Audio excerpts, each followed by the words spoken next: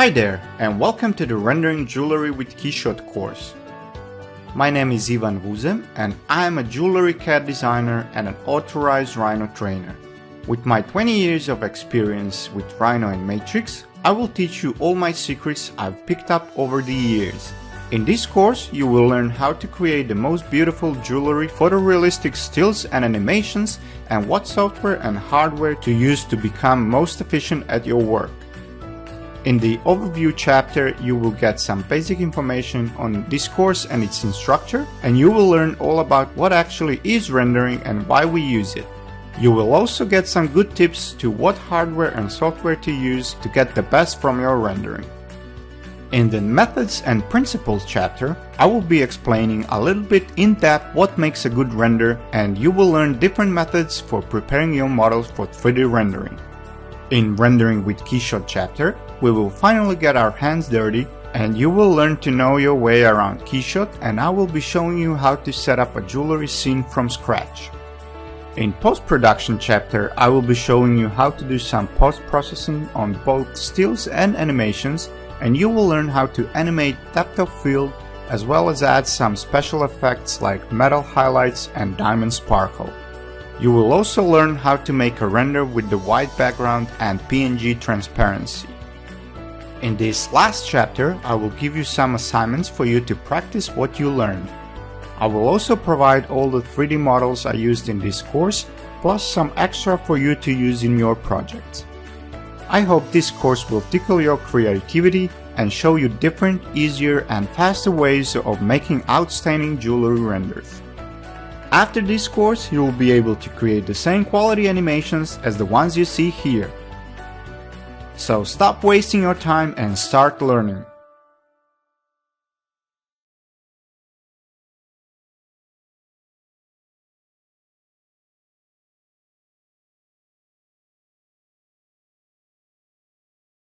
In this course, you will learn how to prepare your 3D models that you made in a CAD software of your choice, like Rhino, Rhino Gold, Matrix or Matrix Gold, and produce a photorealistic rendering as an animation or a still.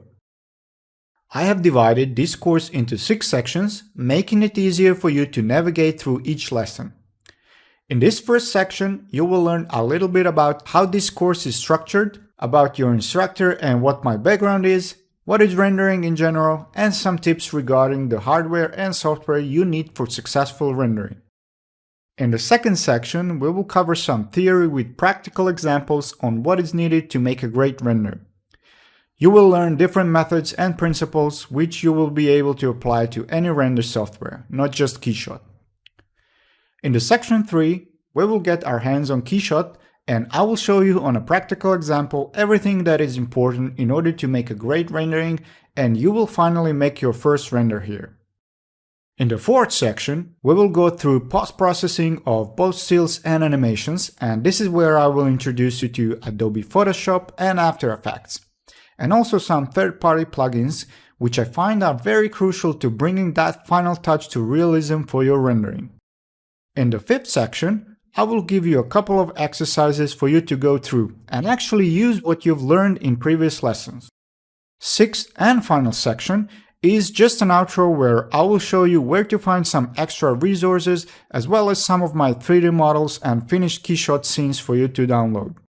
So in short, you will learn about all the features KeyShot can provide you for achieving the best photorealistic renders. In some cases, I will be showing you multiple ways of achieving one result and explain the different use case scenarios.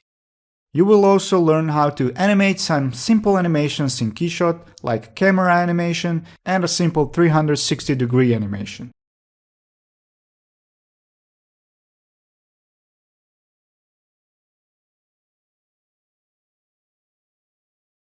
Hi, and welcome to my course. My name is Ivan Vuzem, and I will be your instructor. I am very honored to have you here, and I hope you will enjoy learning with me through this interesting course. I've been in 3D in general since 1999, when I first started with 3D Studio Max. Soon after, in 2001, I started using Rhino, and never looked back. I have worked as a freelance 3D modeler and renderer, for almost a decade in various industries like jewelry, architecture, marine, product design, etc. I also have experience in designing and developing websites and applications, and I am no stranger to coding. Professionally, I work as a jewelry CAD designer, and my day-to-day job involves a lot of 3D modeling, rendering, and 3D printing. I've been a jewelry CAD designer for nearly 8 years, but I've been a Rhinoceros user for almost 20 years now. I am also an authorized Rhino trainer since 2009 when I obtained my certificate in McNeil headquarters in Barcelona. I have always liked to tinker with computers and different software, so I have a pretty wide range of knowledge in different areas.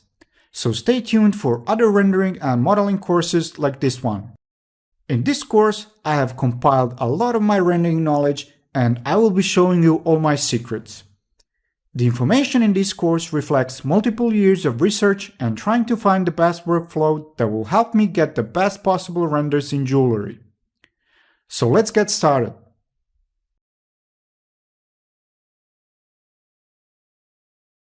What is rendering and why do we use it? 3D rendering is perhaps the most effective way to communicate your design ideas to your clients. They require no physical models, they are faster to make than traditional methods of sketching and model making, and they show more. We have 5 key benefits of using 3D renderings in jewelry. Number 1. Explain your ideas to anybody. As we all know, jewelry customers are regular people who know little about how jewelry is made, and that is totally fine. Sometimes showing them a wireframe of your 3D model is just not good enough. They can't visualize the final product as well as you can, and they need every help they can get. 3D rendering is an easy way to communicate your idea and show your customer how the final product will look like without even starting on it. Number 2. It is cost-effective. As mentioned earlier, you don't need to produce the actual final product to sell your design. You don't need to have a stock of finished products sitting on some shelf waiting to be picked up and purchased. It takes much less time to make a 3D rendering of your product than to actually produce it and show it to your customer. Less time means less money spent.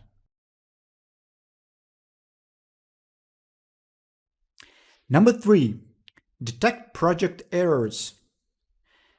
It is very common for a budget to be exceeded as a result of the changes made by a client while jewelry is being made.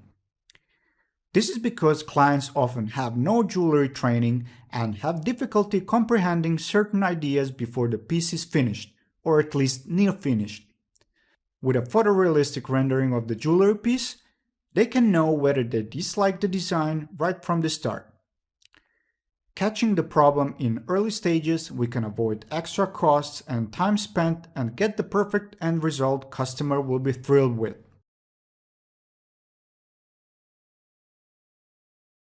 Number 4. Using it as marketing tools. If you are a freelancer designer wanting to attract clients and businesses, creating a stunning 3D rendering of your design idea is a great way to advertise yourself. Better to show your client photorealistic animation showing all the sparkle in your jewelry piece than a simple black and white sketch which your client might not be able to understand. Or if you have an online e-commerce platform, it is easy to render various combinations and permutations of your designs, different metal colors, different gems, etc. for your customers to see and choose exactly the ring they want. Number 5. Make more engaging presentations. It is almost always more efficient and effective to communicate your ideas with clear visuals. By presenting your client with photorealistic renderings, you will receive positive reactions and you will achieve the wow effect.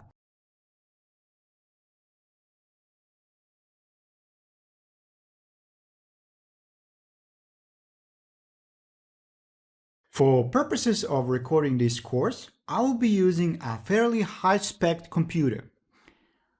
I'm using a AMD Ryzen Threadripper 1950X 16-core processor with 32 gigs of RAM and an NVIDIA GTX 1080 graphics card. These three things are most important when buying a computer for 3D modeling and rendering. The most important thing when rendering is the power of your CPU, or GPU if you want to render that way. KeyShot 9 gives you both options. The higher the power, the less time it takes to render. Even if you don't use your GPU for rendering, sometimes it really helps to have a higher-end graphics card to display those hundreds of diamonds on your jewelry piece. If you mainly work with solitaires, a mid-end GPU will be fine. It is hard to recommend which hardware exactly to buy, as things change fairly often, but at the moment, 3rd Gen AMD Ryzen Threadripper CPUs are offering the best bang for your buck ratio.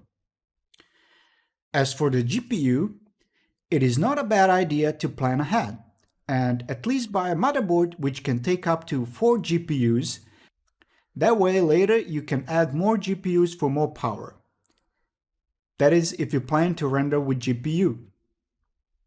Since Rhino, which is also a matrix core, has always recommended NVIDIA GPUs over ATI or AMD, it is smart to go that route. You might hear some professionals use Quadro graphics cards, but I never thought I really needed it, especially because for a long time Rhino hasn't been able to take full advantage of these professional graphics cards. I find that in most cases the gaming GTX or RTX NVIDIA cards are sufficient. Try to go for one that is mid to high range though, as it will make the navigation through your complicated pavé settings rings much easier. When rendering animations, you need every bit of your computer power, as animations are usually rendered at 30 frames per second, so if you want a 10-second long animation, you need to render 300 frames. If, for instance, each frame takes approximately 2 minutes to render, the whole animation will be rendered in about 10 hours. This is the case when I am rendering on my computer, which has Threadripper 1st Gen 1950X 16-core CPU. If you take for comparison the 64-core 3rd generation Threadripper 3990X, which is more than 4 times faster, the rendering will be finished in approximately 2.5 hours. KeyShot is also offering a network rendering system which can distribute the render job to multiple computers in the network and make rendering that much faster. When it comes to RAM memory, nowadays it seems like 16 gigs is becoming a minimum, and if you have less, you might consider upgrading. Again, it is smart to plan ahead and buy a motherboard that has enough RAM slots for you to upgrade down the road if needed. You will need as much RAM as you can get once you get busy with Photoshop and After Effects, but in general it helps to have enough memory so you can have multiple programs running in the background so you can easily switch between them. Definitely increases your productivity. As for the software, I will be using a few different 3D programs as well as a couple of extra plugins. It is not necessary to have all these programs and plugins to follow this course, but it definitely helps as it will make your experience whole. Of course, the first one you will obviously need is KeyShot. I am using the KeyShot Pro 9.3 version in this course. KeyShot is a standalone real-time ray tracing and global illumination program used to create 3D rendering, animations, and interactive visuals. With its CPU-based or GPU-based architecture, photorealistic real-time rendering can be achieved on both Mac and PC. In some lessons, you will see me using Matrix for manipulating my models, but if you have Rhino, that will be fine. Matrix is the most effective jewelry design software on the market. It is built on top of Rhino, so 100% functionality of Rhino is available in Matrix as well. It does have an extensive collection of jewelry-specific features and tools which help us jewelers design with ease. Matrix 9 is no longer supported as it is obsolete software, but nevertheless it is still a very powerful tool. In the future, Matrix Gold will replace it. Another program that I will be using in this course is Rhinoceros 7. At the time of recording this, Rhinoceros 7 is still in the work in progress stage, and every Rhino 6 owner can download it and give it a try. Rhino 7 will bring a lot of new and improved features, and we will be using one of its new exciting features to smooth out sharp edges on our 3D models. 3D Code is a digital sculpting program designed to create free-form organic 3D models with tools which enable users to sculpt, add polygonal topology, create UV maps, etc. We will be using it for smoothing out sharp edges in our 3D models. In 3D rendering, Photoshop with any 3D program goes hand in hand. You will find yourself using Photoshop to create or modify all sorts of different textures to use in your scenes. But also you will use Photoshop to post-process your renderings, add some life to them with simple color correction, brightness and contrast adjustments, etc. Same as Photoshop, you will find yourself using After Effects fairly often to post-process animations you render out of KeyShot. This is where you will be adding color correction and special effects to your animations to make them look even more stunning.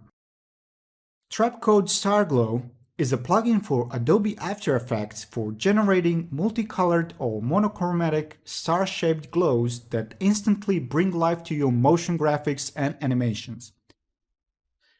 We'll be using this plugin namely to create scintillation on our diamonds and shiny metal glows. LensCare is another plugin for Adobe After Effects and Photoshop, and it moves depth of field and autofocus generation to post-production. This plugin produces real-life depth of field without having to render depth of field in KeyShot, which we all know can take a long time. The price of this plugin is $199 US, but it will pay for itself the first time you have to render an animation with heavy depth of field. It is making 3D rendering much faster and also gives you the ability to animate depth of field in post-processing, creating some stunning visual. Another software that I often use and will not be covering in this course is Blender. I use it for more advanced animations like simulating physics, smoke, water, and cloth. It is free, and I really recommend introducing it into your workflow.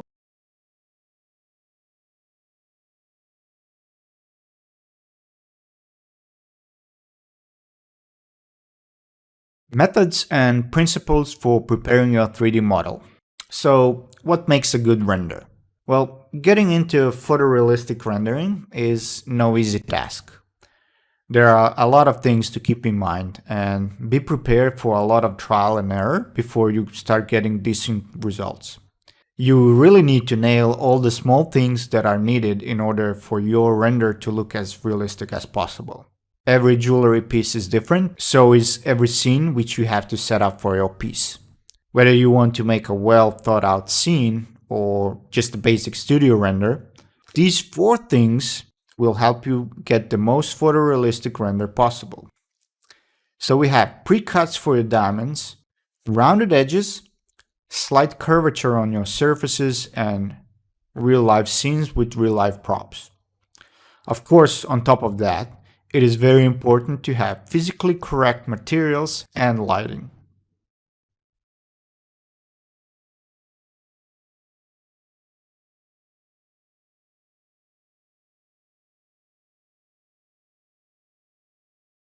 So the first thing that will really help you produce a realistic render is having pre-cuts for your diamonds. It is very important to remember to cut all geometry that is intersecting your diamonds. As you know, diamonds have refraction and transparency, and any object inside the diamond will make your diamond refract light differently. it will seem as if you have a bad cut diamond. Along with that, if the object intersecting it has some specific color, like for instance yellow gold color, the diamond will have yellowish spots. So that's not really what we're looking for here. If for some reason you are unable or you forget to make the pre-cuts, KeyShot has an option to tackle that. So it can be found in Geomaterial and it is called Ignore Intersecting Geometry. While this function works okay if you're in a hurry, you can get much better results if you make the pre-cuts properly in geometry. So when making pre-cuts, just make sure you allow enough space between metal and the diamond. And also make sure you don't cut too much into the claw.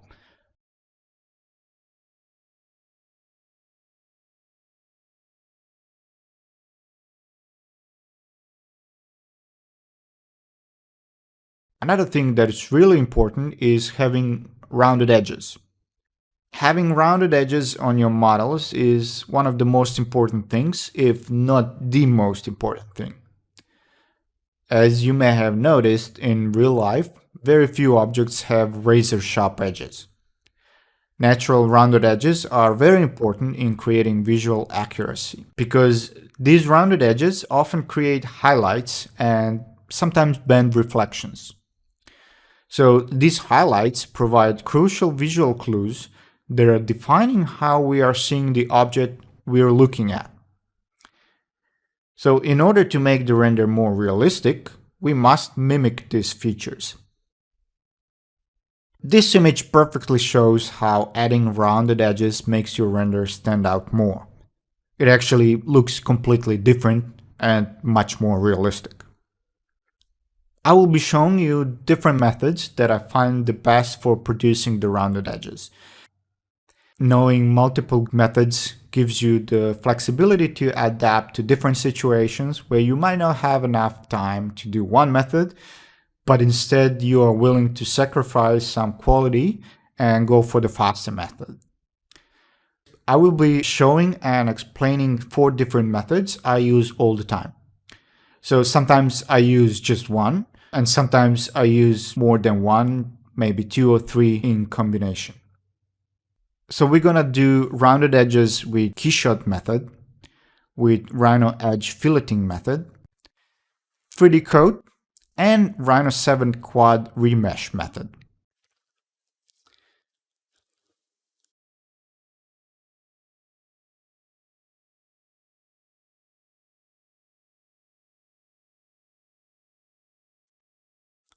So just like KeyShot, some of the 3D modeling programs and 3D rendering programs have built-in features for smoothing out sharp edges.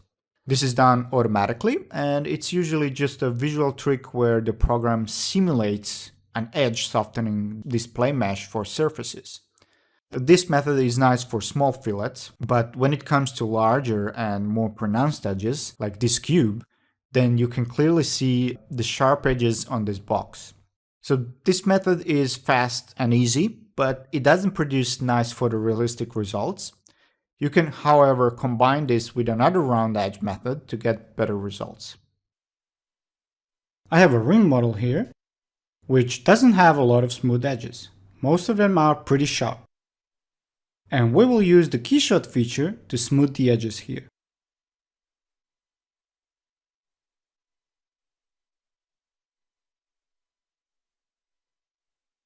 We'll do it by going to the Scene tab and clicking on our model we wish to make the rounded edges on.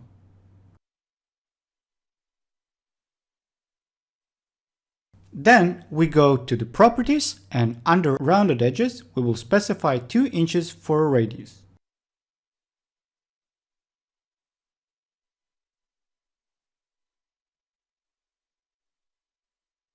The ring has smooth edges now, and you can see how some of these small prongs still look quite square.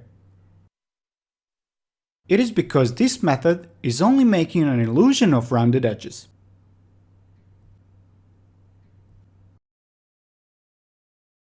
Of course, the pros are it's fast and it's easy, and the cons are the quality is not really there. but it's still enough for you to use in some smaller areas which are not so very visible, but they need to be rounded.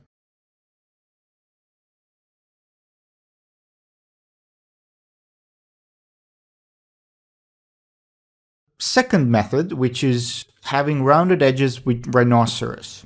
So filleting in rhinoceros, or matrix for that matter, can be sometimes very tricky and therefore very time consuming.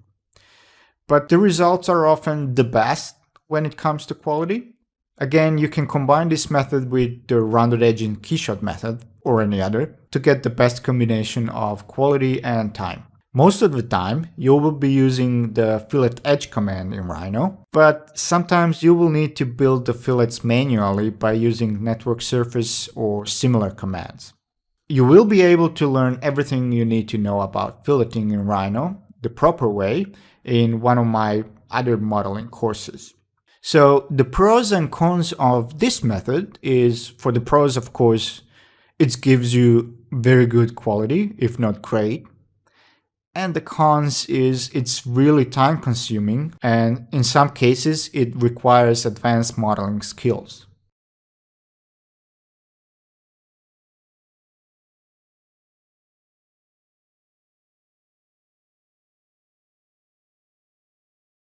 Third method for rounding edges is with 3D code. So this method is a little bit more elaborate as it involves mesh smoothing in another 3D program called 3D code. When exporting CAD data from Rhino or Matrix to mesh, it tends to make a mess of triangles instead of quads. So working with meshes is completely different than what we've been used to in modeling with NURBS.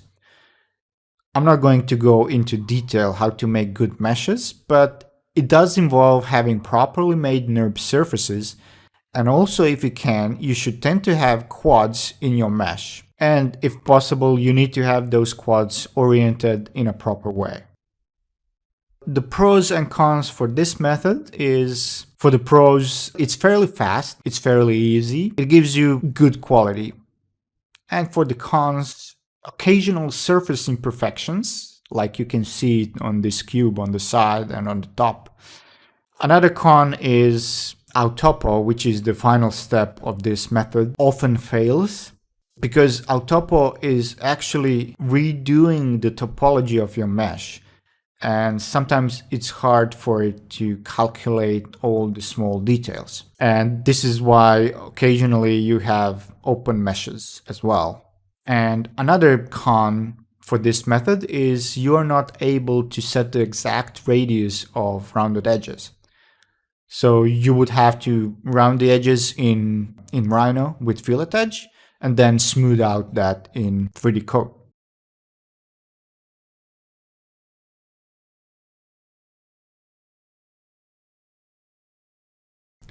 Okay, over here I have a pretty simple model of a 3-stone ring. It has been modeled with rounded edges already.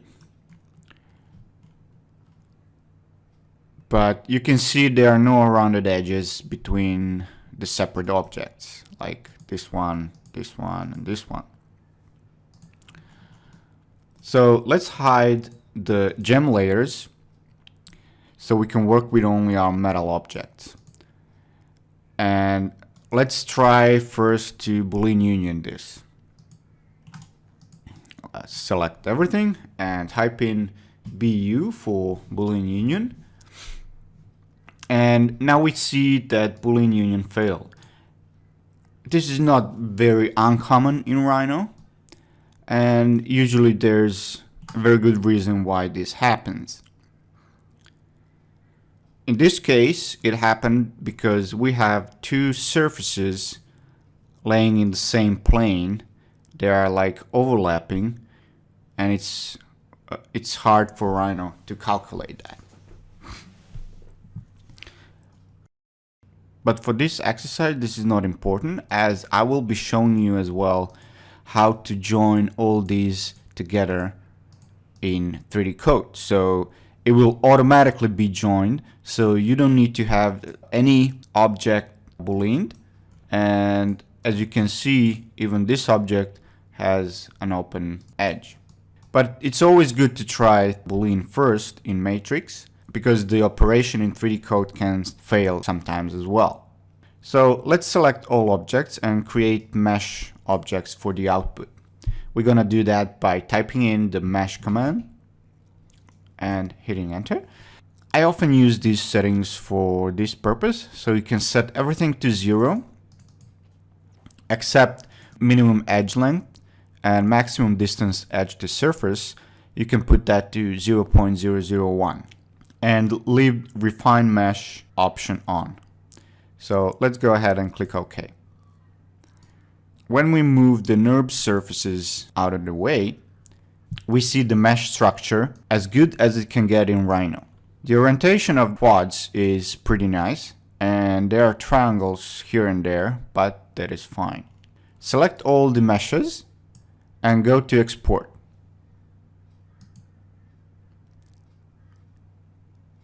We will save it under a name of 1 for the file name, and for the type we need to select the OBJ. As for the OBJ export options, these are the settings I usually use. If you have some open object, it is good to select welded, as it will keep the surfaces together. Make sure the map Rhino Z to OBJ Y is selected. Now let's open 3D code. To import your OBJ file, go to File, Import, and click on Import Mesh for Voxelization, and select your file. Once the file is loaded, you will see this number, which represents estimate poly count. We need much more polygons, so we will be scaling up the whole ring by 5,000. To do that, we need to click on the little scale cube in the middle of our object and press space. Now we can input 5,000 as a scale number. Now the object has around 5 million polygons, and this is something we can work with. It depends on the complexity of your models, how much polygons you need to work with. I find 5,000 times scale works in 99% of the time for me. Click Apply to confirm. Select Smooth Operation from Vexel Tools Rollout, and with this we can manually smooth out certain parts of our model.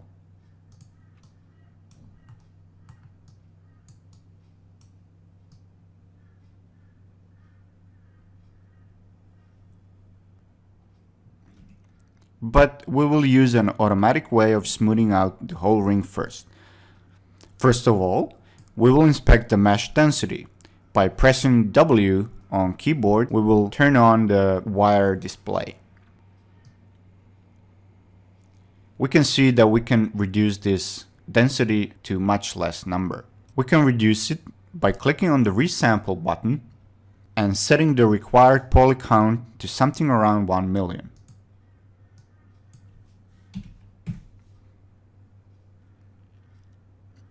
Let's go and click on Smooth All buttons 2 or 3 times, depending on how strong the smoothness of the edges you like.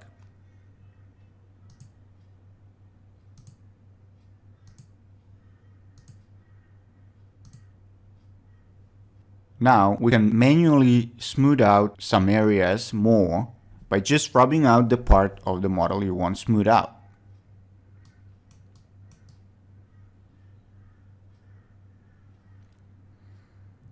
But to do that symmetrically on all sides of this ring, we will turn on symmetry by pressing S key on your keyboard and selecting the X and Z axis. Now you can see when you move your mouse cursor on one side, it actually mirrors the same cursor along the X and Z axis, smoothing out all 4 sides.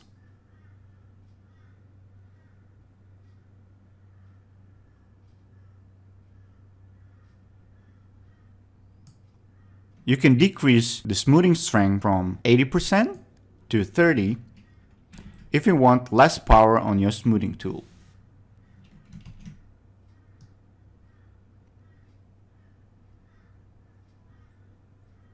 I will be smoothing out more on the inside of the ring, as this is usually where the polishing is most pronounced, as it needs to be very smooth for the comfort of the finger.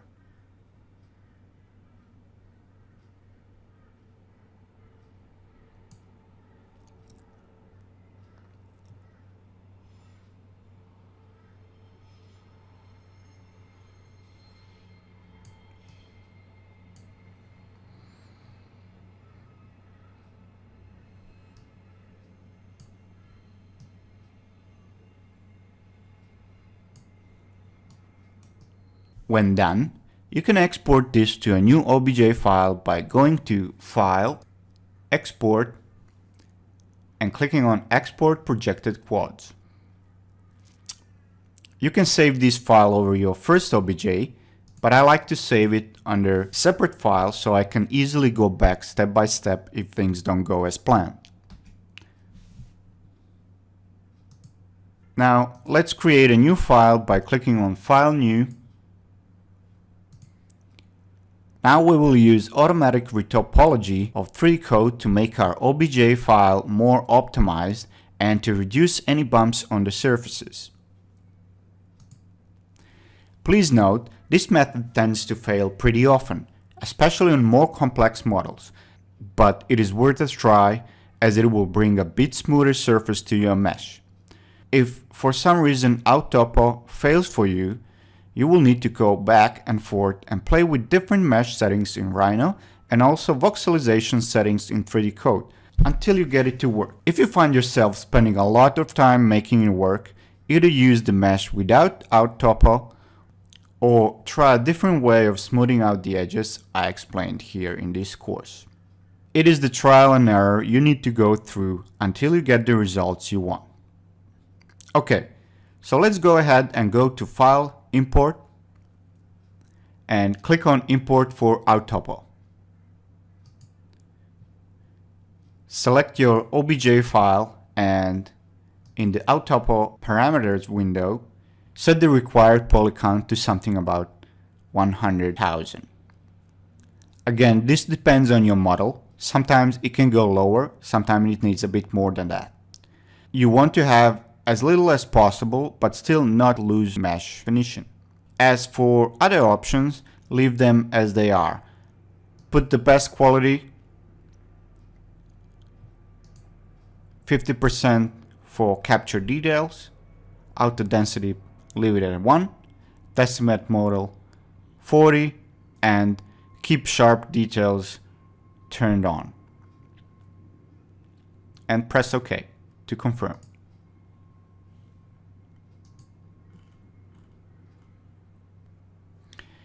Here, you can paint on the parts you wish to have more density, like on sharper edges or crevices. We will not use this now, so just press Next. In this step, you can turn on symmetry by pressing S key on your keyboard, just like before, because sometimes this can help if Autopo fails. Press Next and be patient, sometimes this can take quite a while. So I will speed this up 10 times.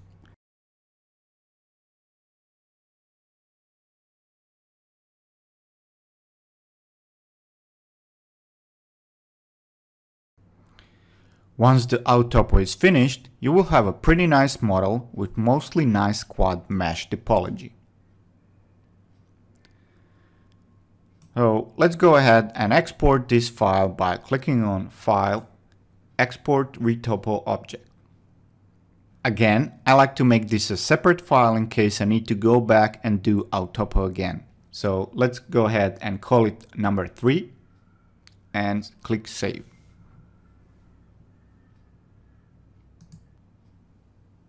Now we need to import this object in Matrix by going to File, Import,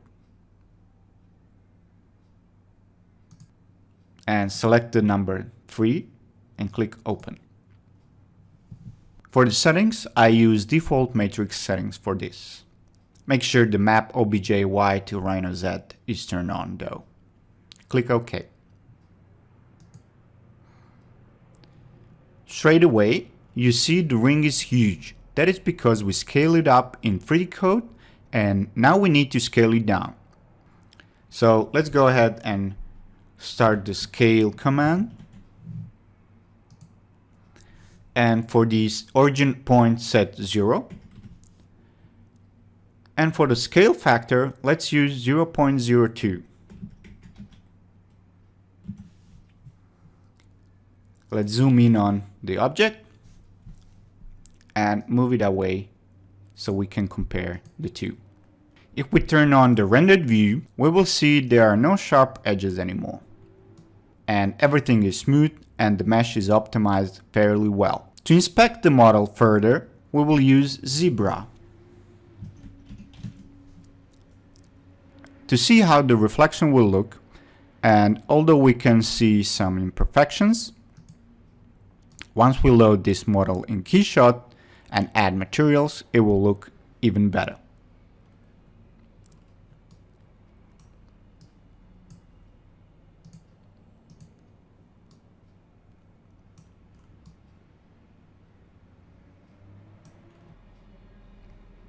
Let's go ahead and bring back the gem layers and move back this mesh surface to its position and isolate only the new mesh and the gems.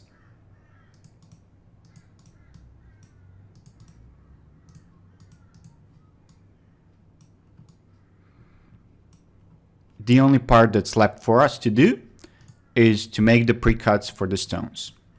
So we can do that in two ways, by using gem cutter or by using offset surface. First, we'll try the gem cutter.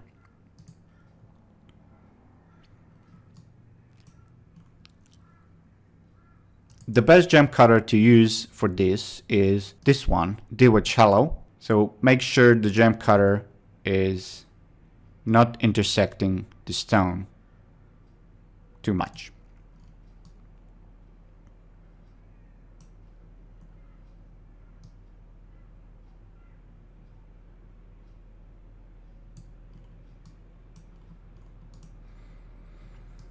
And now using mesh boolean difference, we will cut the metal part.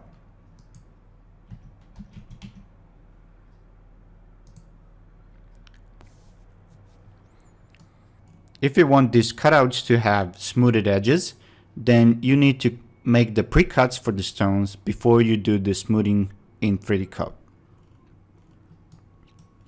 For the two side stones, we will use the offset surface method. So let's go ahead and type in offset SRF and select the stone that we wish to offset.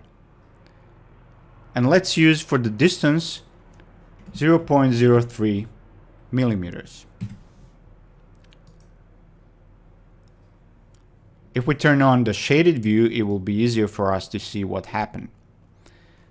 So straight away we can see there are two stones now, one smaller with sharp edges and the other one bigger with rounded edges.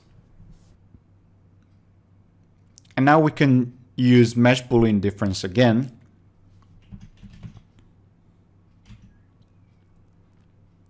to cut the metal part with this gem.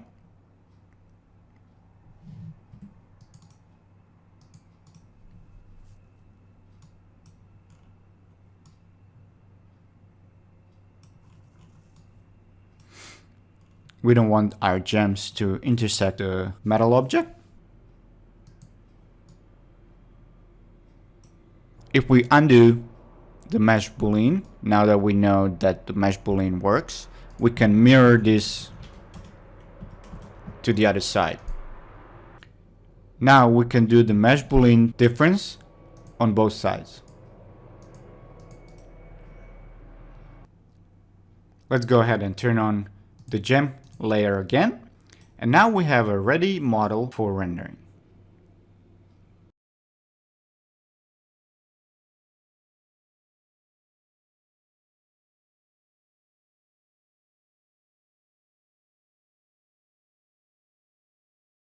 Now we have another method, which is making rounded edges with Rhinoceros 7. So if you don't have or you don't like to use 3D Code, This is the best alternative method for automatic smoothing out sharp edges. So Quad Remesh is a new feature in Rhino 7, which is currently in work in progress stage, and it lets you create a quad mesh from mesh or NURBS geometry. In jewelry, we can use it to soften hard to fillet areas for rendering, and also to optimize topology and symmetry of scanned data or triangulated meshes. So having quads in your mesh results in a much smoother 3D model, and it also makes it easier to edit if needed. Having a nice smooth 3D models makes the reflections look beautiful. Quad Remesh command uses a unique algorithm to quadrangulate 3D meshes with an optimized polygon layout. It can be used to create a mesh fully composed of quads from surfaces, polysurfaces, meshes, and sub-Ds. In this image, we have 4 rings. On the far left, we have a regular polysurface that we create in Matrix or Rhino. And the second one is a regular mesh that we get with mesh command. When we mesh these NURBS surfaces, you can see how it gets a bit messy. We have some quads, some triangles, some are even positioned badly. Like I explained in the 3D code method, you want to have as many quads as possible over triangles and aim to get a nice topology. This is where Quad Remesh is coming in. The third ring is still a mesh, but with a nice topology and all quads made with Quad Remesh command. Pretty much it looks exactly like the ring after the autopo step in 3D code method, but this method is actually not failing that often. So this is already a pretty great result, and I might say this method is producing the best results in most cases. Not to mention it is very fast and easy. The last ring on the far right is actually something pretty amazing. Sub-D is a new way of modeling inside Rhino 7. It is short for subdivision modeling, basically what once T-splines was and what Clayu is now. But since it's built in Rhino, it is already a very powerful tool, and I'm pretty sure when Rhino 7 gets incorporated in Matrix Gold, it will be the best feature since T-splines. And definitely it's gonna be much better than Clayu. In this image, you can clearly see how everything is much more smoother and rounded than it is on Quad Remesh mesh. And also, since it is subdivision, it is also editable. Manipulating this subdivision is much easier than manipulating and editing mesh. So what are the pros and cons of this method? So for the pros, we have this method as really fast and easy to use, and it gives you a great quality. So I'm pretty sure you're going to be using this method the most. And as for the cons, well, occasionally surface imperfections. Sometimes it can fail, and sometimes it can give you some open meshes. So it's still not perfect, but I think it's the best method for rounding the edges.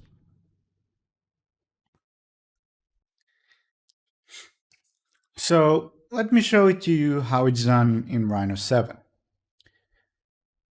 I have a sample ring here, which I use for the 3D code method as well. And as mentioned before, it does have some edges around it, but some are still very sharp.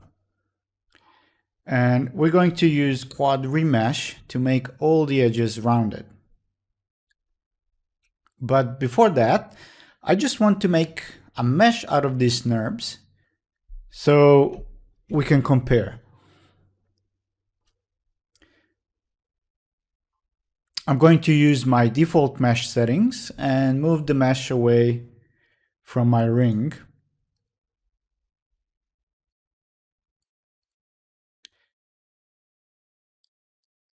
Now you can see this mesh is pretty messy. It does have some quads over here that we like, but it also has plenty of triangles.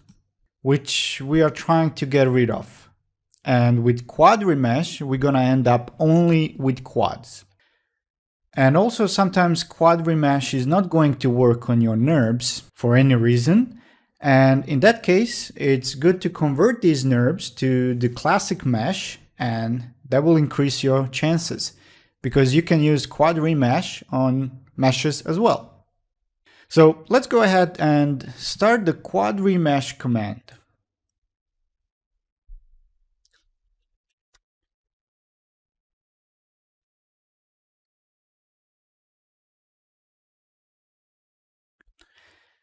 I'm not going to go through every setting here in depth, but I will explain the important ones.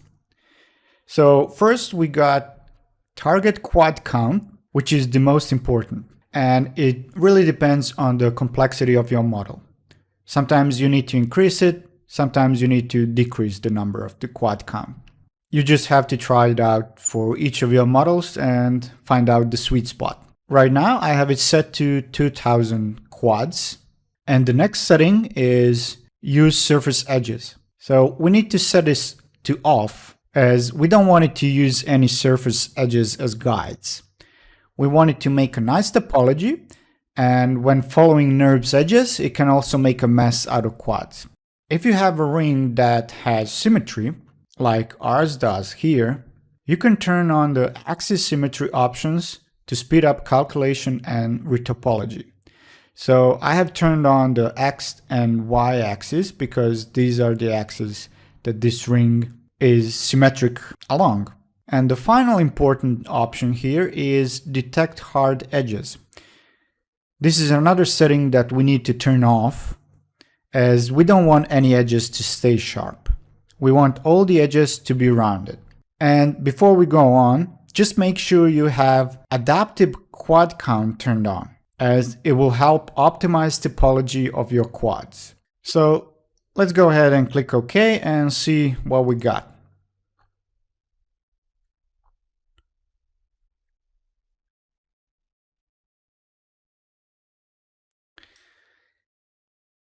So straight away, you can see that the quad remesh is working, and it did a pretty good job at topology. You can see that the quads are pretty much equal and positioned nicely. But also you can see that we are getting some straight surfaces where we would like them to be rounded. And if we turn on the rendered view, we can clearly see how that affects our model, and it shows some surface artifacts. So obviously, we need to increase the target quad count. So let's go ahead and do that. Start the quad remesh command. And this time we will increase the number to 20,000.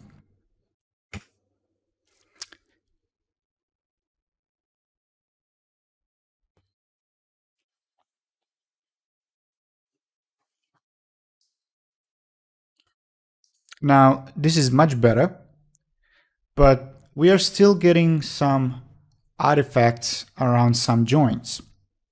But these are much less than on the previous one. So in some cases, this is going to be okay. And if you compare this to the 3D code method, this is even better because we have only 20,000 quads instead of 100K like in 3D code. So of course, we could have lowered it down in 3D code as well, but over here, it's much faster to cycle through multiple iterations and try out different settings. If you remember, in 3D code method, these things are pretty slow. So even though we are pretty happy with the results here, we can do it even better.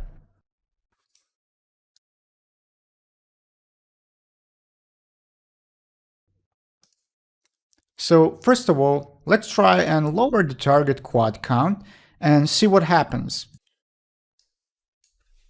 We will set it to 8,000 this time, but also we will convert it to subdivision.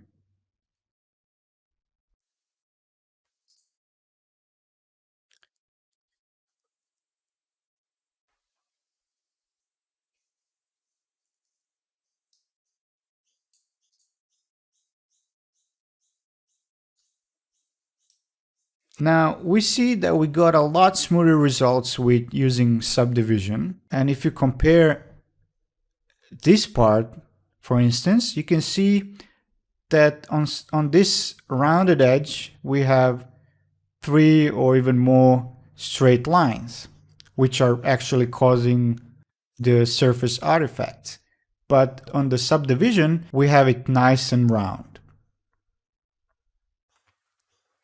And if we turn on the rendered view, we can see that we no longer have any artifacts like on the previous ones, and we have all our edges nice and smooth.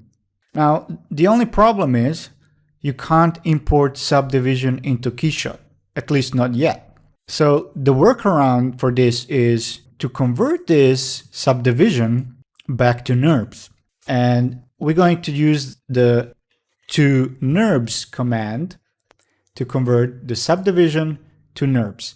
So we are getting a warning window here that is telling us that it's going to create over 20,000 NURBS surfaces. Well, this is because each quad is going to be one surface. And in some cases, depending on your computer, this can take quite a while. And as it says here, your computer might run out of memory and crash. But since I have 32 gigs of RAM and I did this ring previously, I do know that I have enough memory and it will not crash. If you are suspecting that it might crash, then it's good for you to try some lower quad target number and see if you can get better results like that. So right now you have an option to save or just continue without saving, which we'll do. We will see how long this operation will take.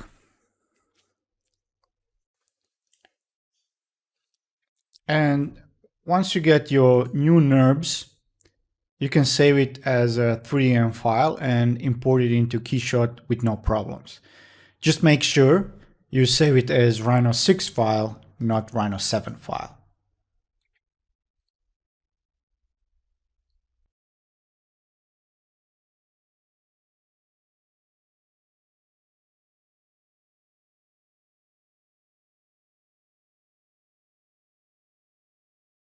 Another thing that's very important to have in order to produce a very realistic render is having slight curvature on flat surfaces. So even though it's not needed every time, in some cases having a slightly imperfect surface really makes a difference. Because slight imperfections on the surface greatly improves the realism in your renders. In jewelry, everything is reflective, metals and gems, and if you have perfect straight reflections on your models, it will be like a finger to your eye. It will be visible. So adding these small imperfections help a lot. In this example, you can see the difference between having a slight curvature on your surfaces and no curvature at all. So I have also included flat non-filleted edges version on top for comparison. It is a simple animation of a camera moving 90 degrees over the pendant, showing how black and white stripes are reflecting on the yellow gold material. So on the bottom left, we have a pendant with flat surfaces all over, and you can see how the black and white lines are reflected straight. And on the side edges, you can see the stripes not distorting at all. This looks too perfect, and it needs to be distorted a little bit in order for it to look more realistic. If you look at the bottom right pendant, which is the one with slightly curved surfaces, you will notice how the reflection is a bit distorted under a certain angle. This type of tiny imperfections is what makes the model more realistic when put into scene.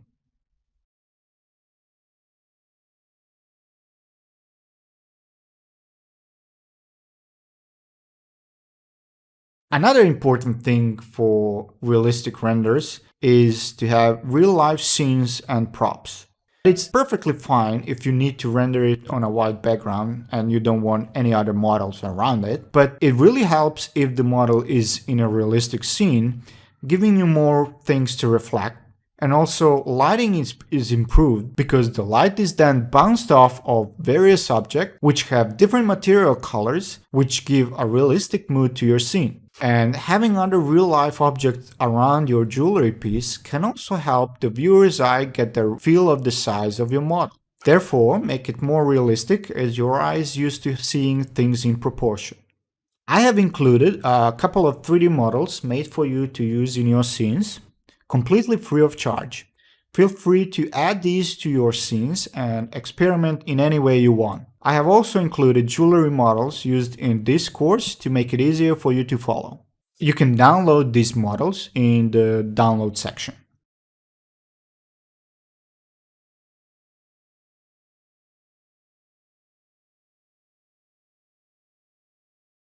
And last but definitely not the least, lighting is one of the most important ingredients when making photorealistic renders. Setting up great lighting is an important part of any production. It is something that must be set up just right to achieve the look you are after. Because of course, without lighting, your models cannot be seen because it's dark. You always need some kind of lighting, whether the source is HDRI or physical light, or maybe both. When it comes to lighting, it doesn't all come down to placing virtual lights within your scene. While that's obviously important, in order to get realistic lighting, you also need to play with the position of the light as well as with intensity, color, and other light settings. Keep in mind that sometimes you will need to adjust your materials, as adding lights often alters how your materials look. Your ground color in particular plays a big role as well. So I have a simple scene here, lit only by an HDRI with a simple grayish ground plane. I will now show you how lighting affects the mood of your rendering. So if we start adding physical lights to the scene, each light having different color and intensity, we can easily get a different look to our render. And also, by using physical lights, it's much easier to get nice caustics effects, which I will talk more on in caustics lesson. This is how I have set up the 3 light sources for this scene. So you can see the different positions of each light with different intensities and colors all working together in lighting this scene up.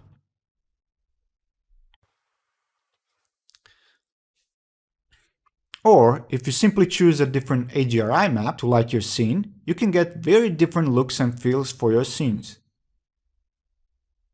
Even if you use the same HDRI, but simply change the saturation, you will get different results. So what is this HDRI, you might ask yourself?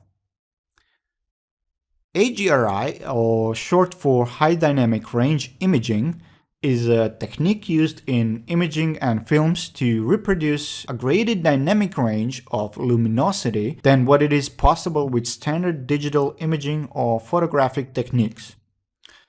One aim of HDR is to present a similar range of luminance to that experienced through the human eye.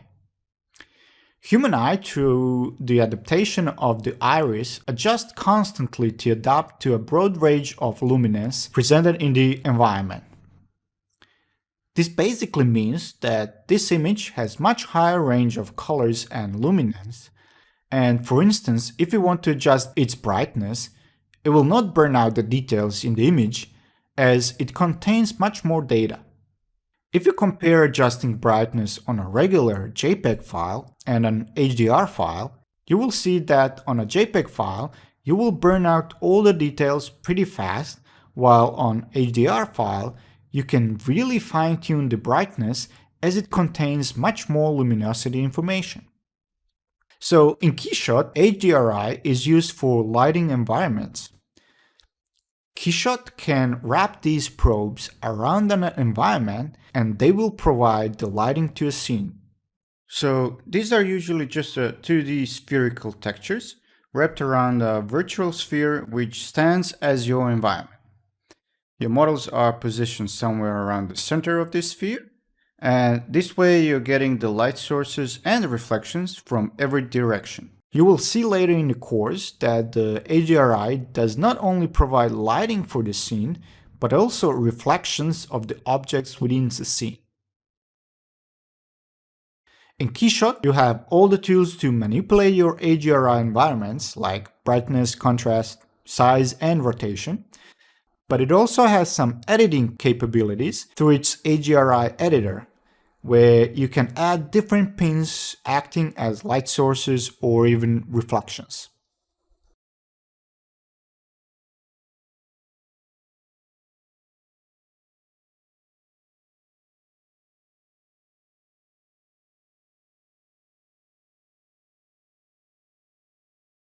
In this lesson, I'll quickly go through the KeyShot user interface and show you where the important things are.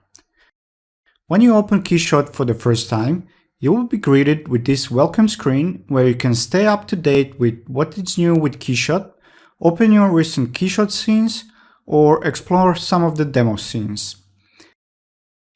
When we get this window out of the way, we have a pretty basic user interface here. So let's start from the top. Of course, there you have your regular main menu, where you can find all the available settings and options. And underneath it, we got our ribbon with different tools. There we have some handy user interface settings where we can change how the UI looks, and you can change between the dark and light theme.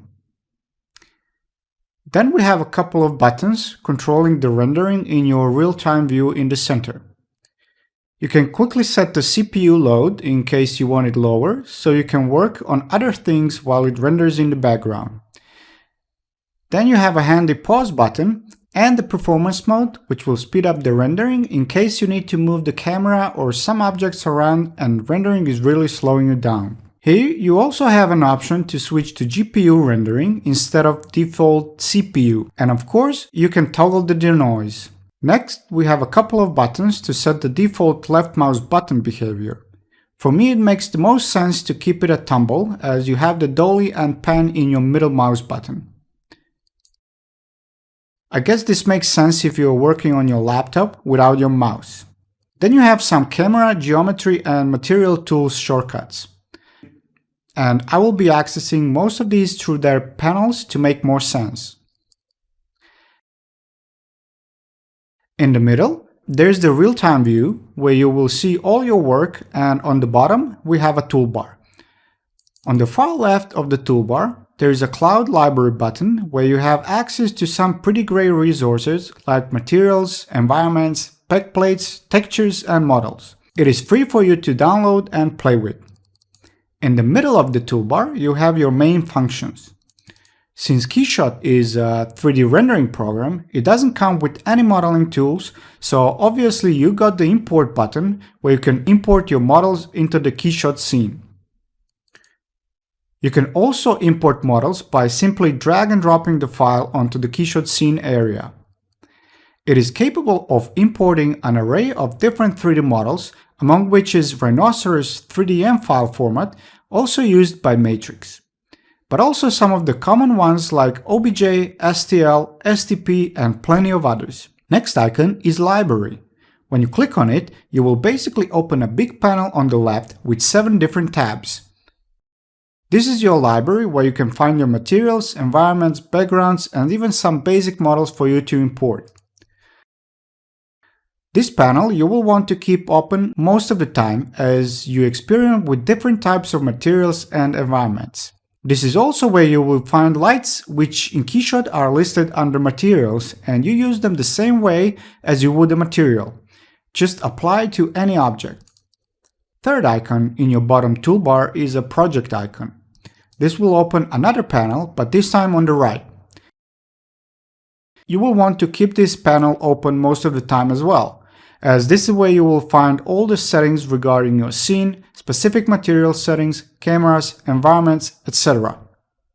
You will be manipulating your scene objects in the Scene tab, where you can set up the hierarchy of your objects and cameras and manipulate their position, rotation, or scale.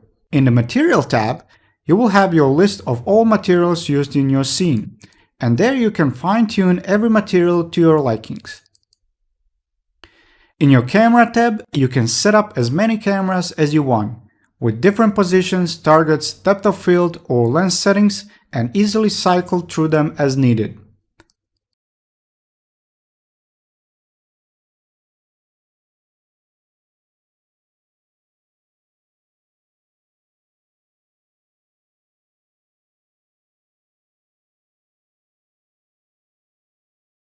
In the Environment tab, you will have all your options to adjust your HDRI for your optimal lighting and reflection settings. This is also where you will find an HDRI editor, which is a very powerful tool for manipulating HDRI images inside KeyShot. Last but not least, you have Lighting and Image tabs, where you can set some of the global settings concerning the rendering or add some post-processing effects to your final render. The fourth icon in your bottom toolbar is Animation. This will open another often used panel, which is basically an animation timeline.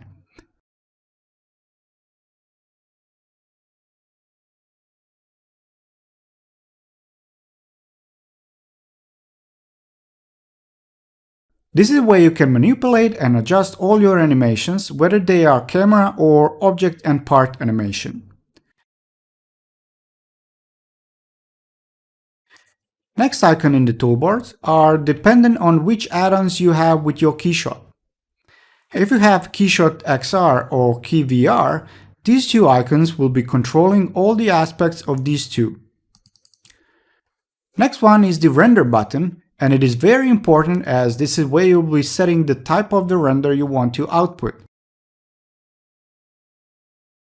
An animation or a still. Resolution. You can also include different passes to be rendered out along the final render.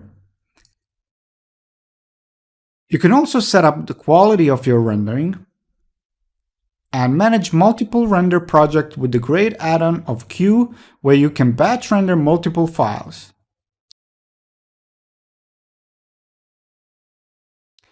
The last button on the far right side of the toolbar is the Screenshot button. It is nice and handy for you to quickly take a snapshot of your current real-time view. It will instantly output whatever you have in your real-time view in whatever resolution you have set in the Image tab in your project panel.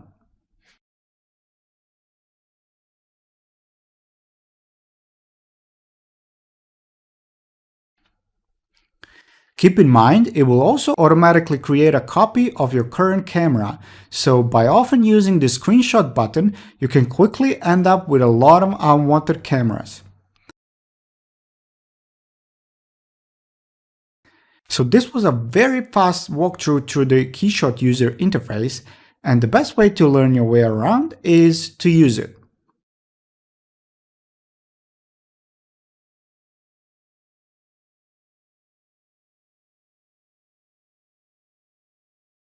In this section, we will be recreating this scene through a couple of different lessons.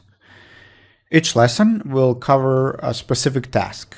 You will learn how to properly import and position your 3D model in a scene, create different materials, use labels, caustics and displacement, animation, and more. So let's get started.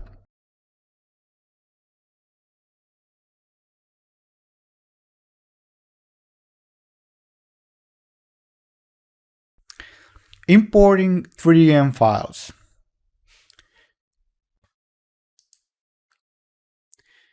To import your file, you simply go to File, Import,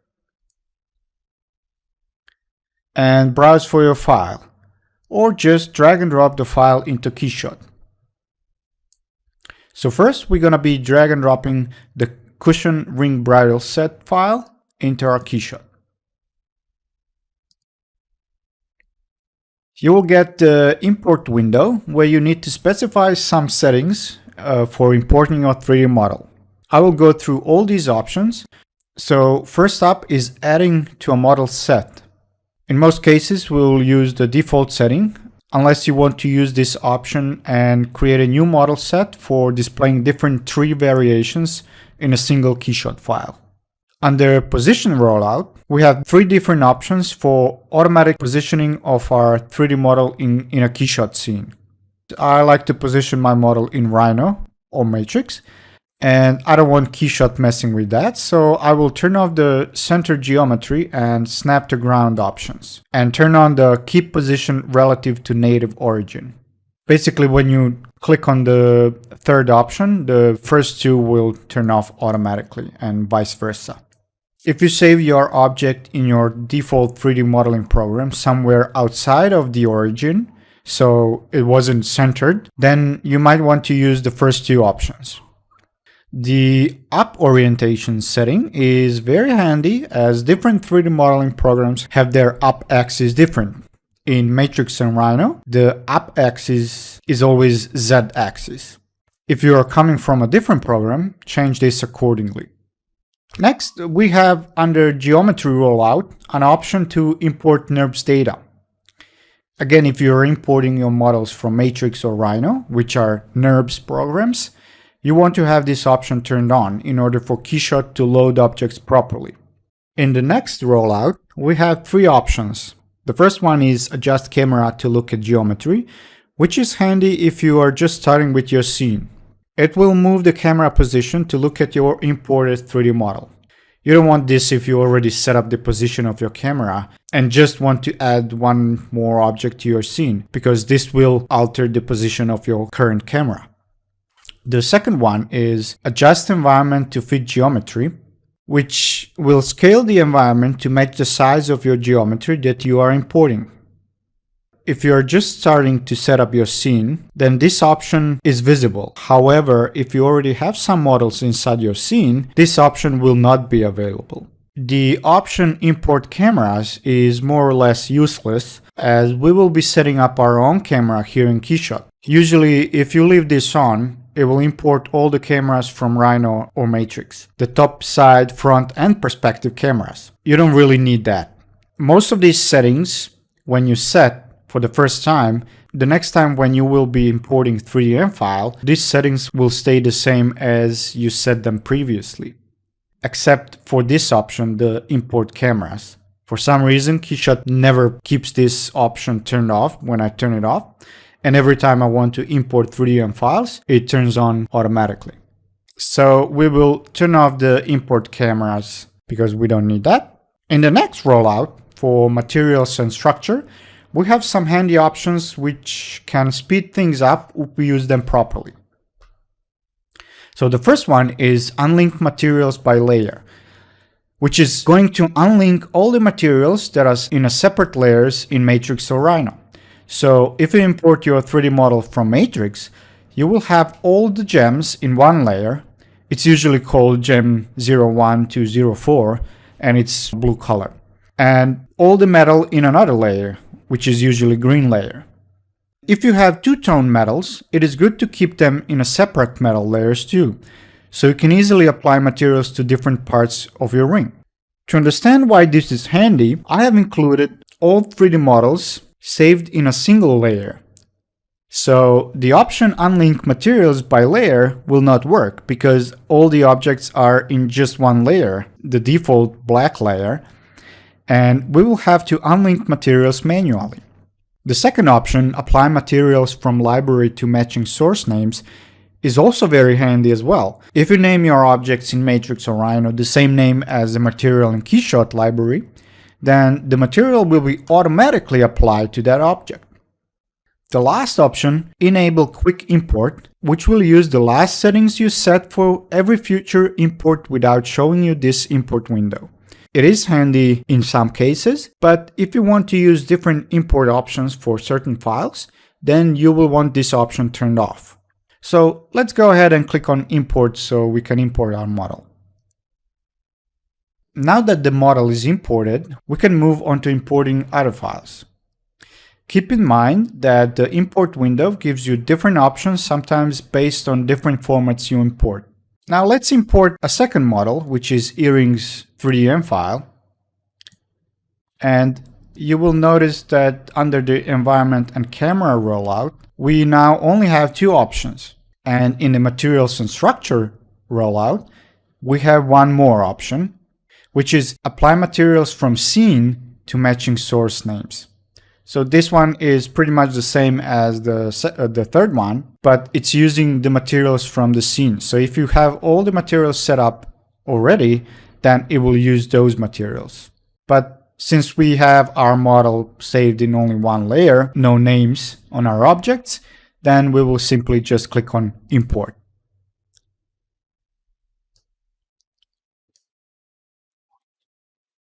So before we continue to import all the other models, we need to move these earrings out of the way. Right now they are intersecting, which is not really realistic. We need to move them.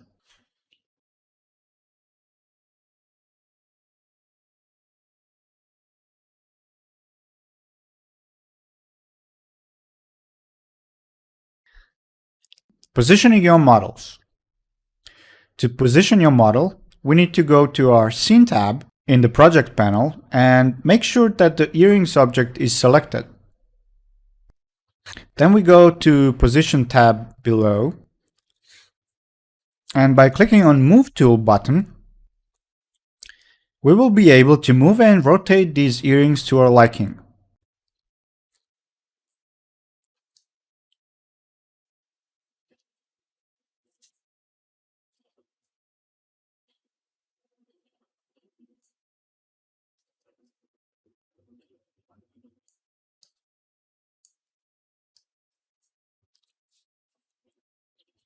Once we are happy with the position, just press the green check mark to confirm. Let's import the rest of the objects.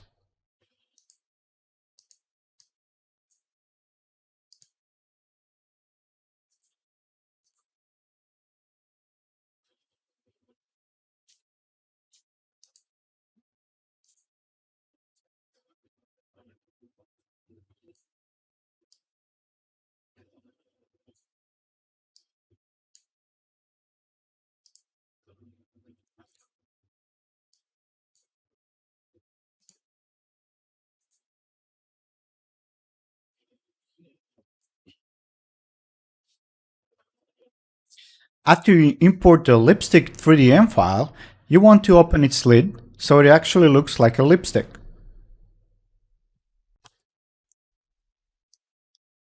Before that, let me just position it away from the ring. Select the top and move it away.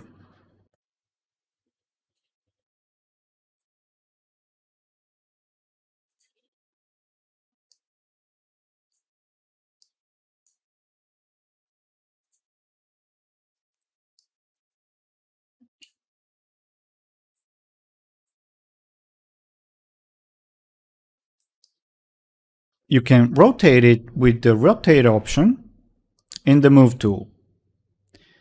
If you want to snap every 15 degrees, you can hold down the shift button.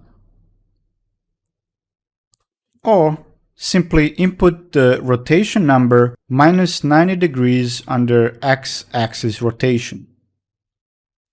While still in the Move tool, we can easily position this model on the ground by clicking on the Snap to Ground button. Now to make it a little bit more dynamic, we can rotate it on the ground and position it a little bit away from the lipstick itself. When you are happy with how your models are positioned, we can move on to creating the materials.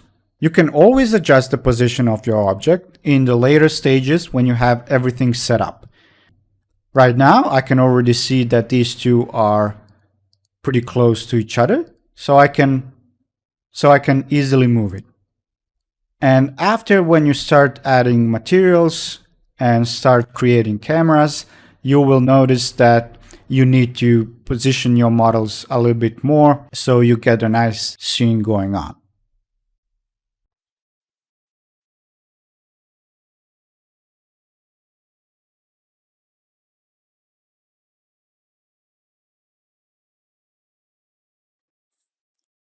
Material creation.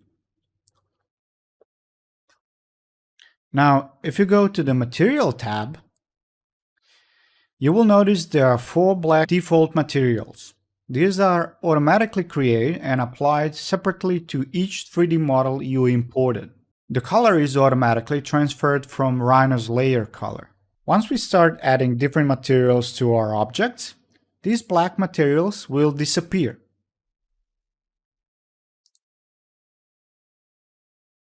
They will not be used anymore, and they will be deleted automatically, and a new one will take its place.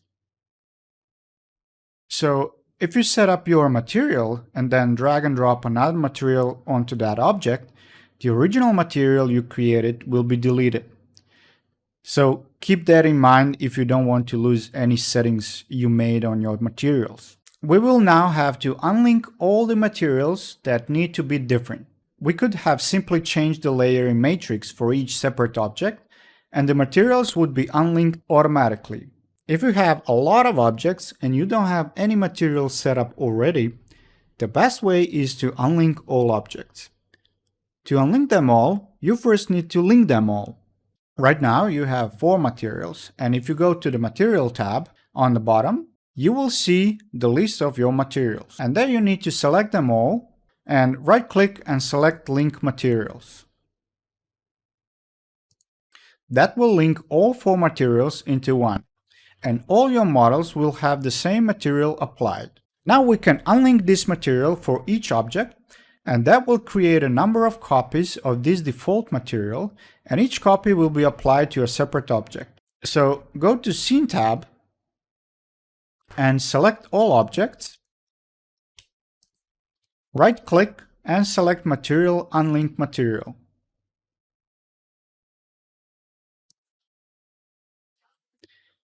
If you go back to the Materials tab, you will see that you now have a lot of materials.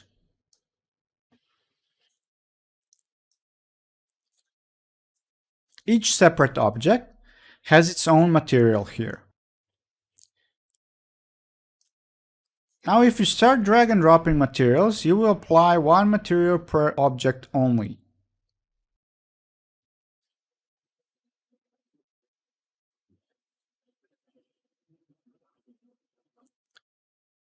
So let's first set up materials for the lipstick. Go to the Materials tab in the Library panel and click on the Axalta paint group. We will use a dark red metallic paint for the tip of the lipstick. Feel free to experiment with any other color if you want.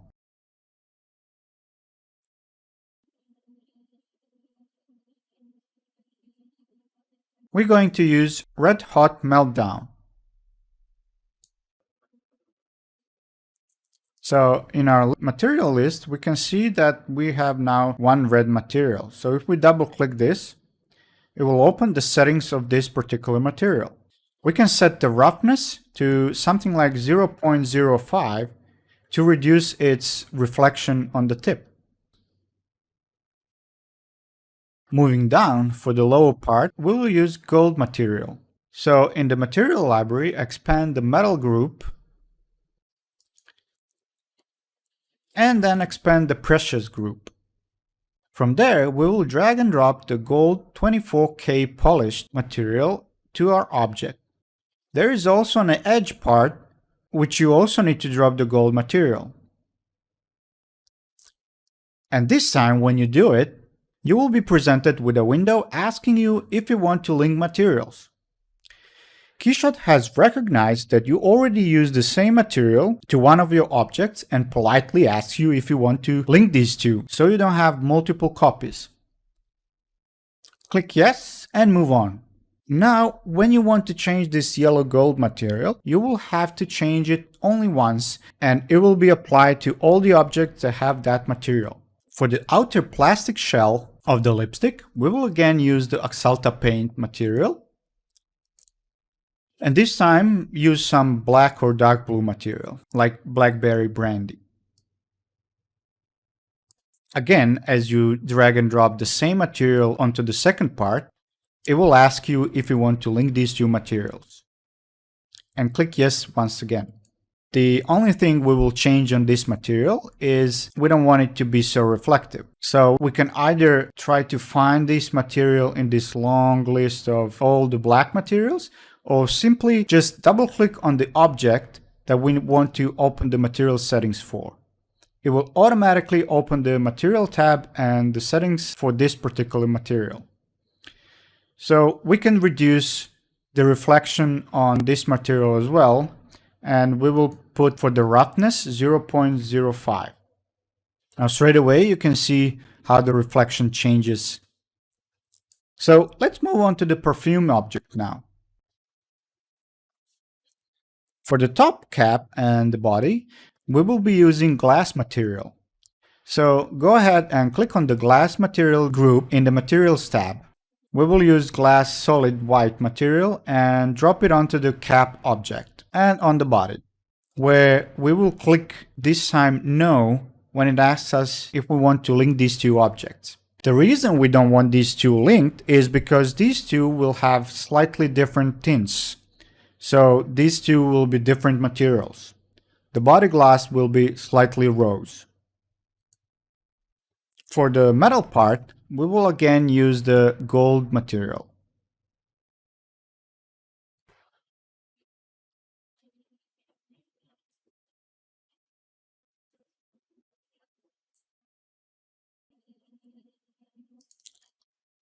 Now we need to hide this object, this cap object, in order for us to click through it and select the inner parts so we can apply some gold material to it as well.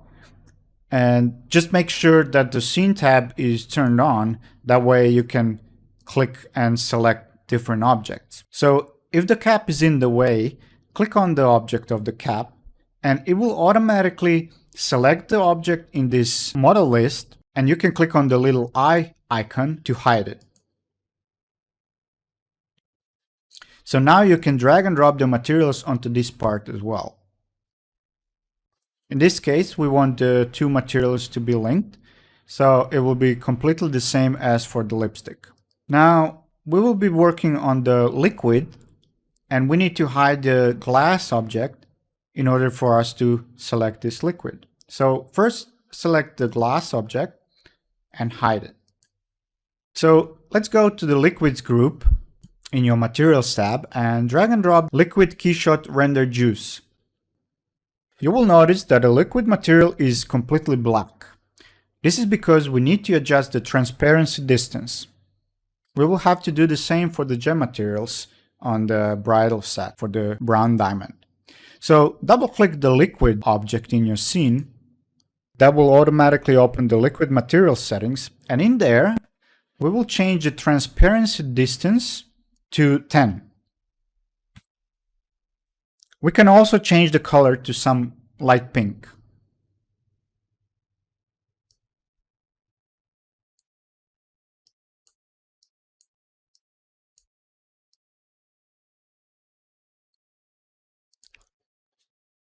To set up the plastic tube material, we will use the same material as for the cap. This time we will drag and drop one of the materials from our material list. If you go to the materials tab, and on the bottom you will see the list of all your materials, and there you will see 2 copies of glass, which is called glass solid white. One we will use for the cap, which will stay white. The other will be for the body, which we need to change the color to light rose to reflect the rose liquid. Since these two materials are exactly the same, you will need to figure out which one to use on the plastic tube. So if you go to the scene tab, you will notice on the right, it will say which material it's using. Now go back to material tab and locate that material, which is glass solid white number 1, which is this one, glass solid white number 1, and drag and drop it onto the tube. But in order to do that, first we need to hide this outer object again. So let's go ahead and drag and drop it onto the tube. Now unhide both cap and body of the perfume and double click on the body to adjust its color. Make the color a bit lighter than what the liquid is, and set the transparency distance to 10.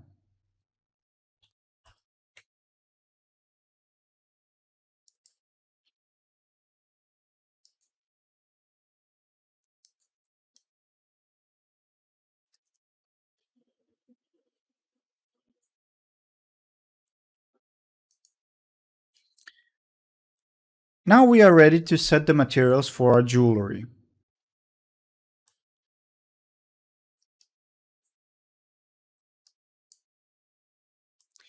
We'll go to the Materials tab, and under Metal Precious group, we will drag and drop the silver polished material onto the earrings and all 3 rings.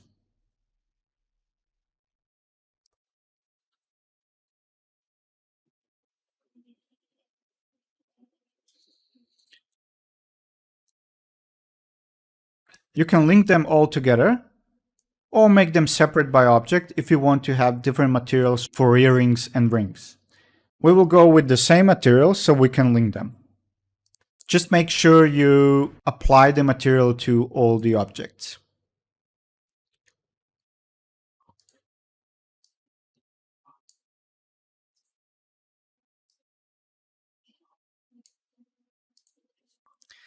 I don't particularly like the silver material color, especially for this scene where I want to have more of a white gold material.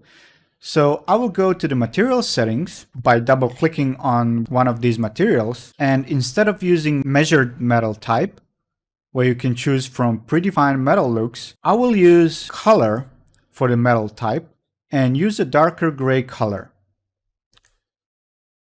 For this one, I used a gray color which has red, green, and blue values 180. If you want to use the measured one, titanium is similar to the one we're using. But we will return to this once we set up lighting and environment, as that can usually affect color in your materials, so it will need adjusting. Now go to the gemstones group and drag and drop the gemstone smoky quartz material onto the cushion diamond of the engagement ring. Again, this diamond now is completely black, and if we double click the diamond object, we can set the transparency distance to something like 3.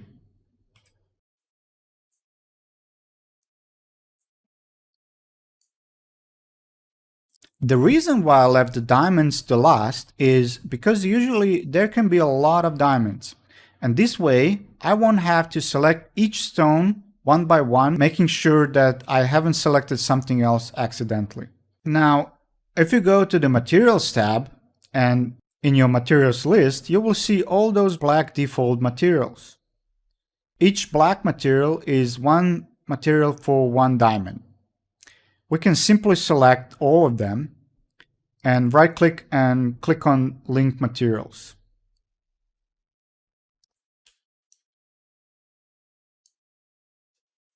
This will make only one material for all diamonds. And now when we drag and drop the actual diamond material on any of the diamonds, it will be automatically applied to all of them at the same time. For the diamond material, I use the gemstone diamond. So make sure that you're not using gemstone crystal, as it has a different index of refraction and it looks completely different than the diamond. If you double click on the diamond material, it will open the settings for the diamond. And over here, if you want, you can click on the Ignore Intersection Geometry, just to make sure that your diamonds doesn't reflect differently if they are intersect some of the objects. The last material we'll be creating is for the ground. Before the material, we need a plane to apply the material to. So either go to Edit, Add Geometry, Add Ground Plane, or just Plane, or we can simply go to the Models tab and drag and drop the plane object from the Models tab. Now, obviously, we need to set the right size for this plane, so in the Position tab under the Scene tab, just adjust the scale of this plane. or turn on the scale option in the Move tool and scale it accordingly. When done, just click the green checkmark button. Now, to change the material, just simply double-click anywhere on the blue object, and it will automatically open the settings for this material. So first thing we're going to do with this material is set the material type to plastic, so we can have some reflection on it. To set some texture onto our ground plane, we need to click on the Textures tab. There, we will click on the empty checkbox in the Diffuse box and load Plaster 2K Diffuse Texture. This texture has been included in this course.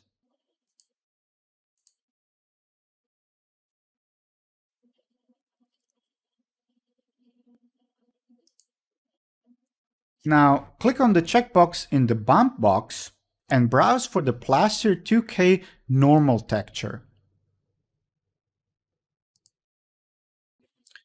This will add a little bit of depth to our bumps on the texture. If needed, you can adjust the size by moving the slider on the width and height setting. If you have the sync option turned on, the adjustments for the size and position of this texture will get synced to other texture slots, in this case, bump slot.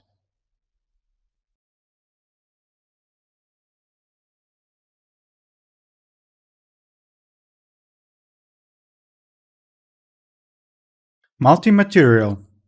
I'll be just quickly mentioning the benefits of using multi-materials in this lesson. One of the handy ways to test different materials on your objects without deleting them as soon as you apply different material on it is using multi-material. Simply, when you drag and drop your material, hold down the Shift key to add as a sub-material. Then when you double-click on this material, in the material settings, you can easily switch through both of the materials. You will notice that the material now is multi-material, and also in the material list, you can see your material has a blue icon on the top right corner, which indicates this is a multi-material.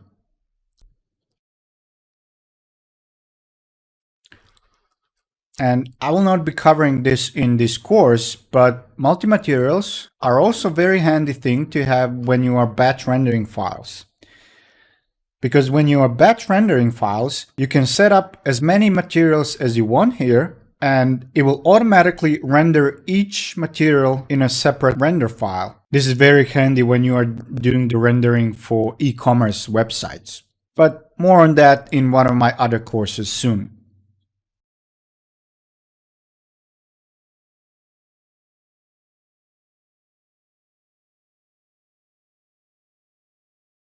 In this lesson, I'll show you how to set up easy markings on your jewelry, like company name or logo or gold purity markings.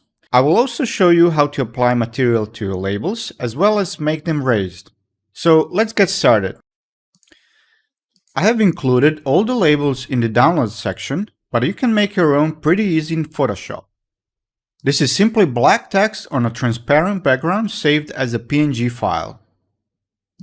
We will first apply label to our earrings. So turn the camera around and zoom in on the back of one of the earrings.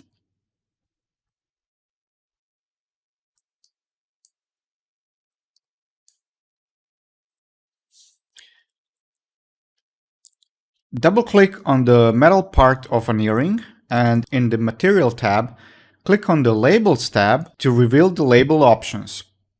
You will see a couple of icons on the left, where you can only click on the first one, which says Add Label. There you can choose from 3 options, and we will select the first one, which says Add Label Texture. This will open the Open Texture window, where you have to browse for your label texture. I will be using this texture. Straight away, you will have to position this texture somewhere on your model. So you can simply click wherever you want this label on your earring. It will be a bit tricky to center this label as it will tend to snap onto the post of the earring, but you can use the handles to position the label. If you don't see them, simply turn them on by clicking on the Translate checkbox option.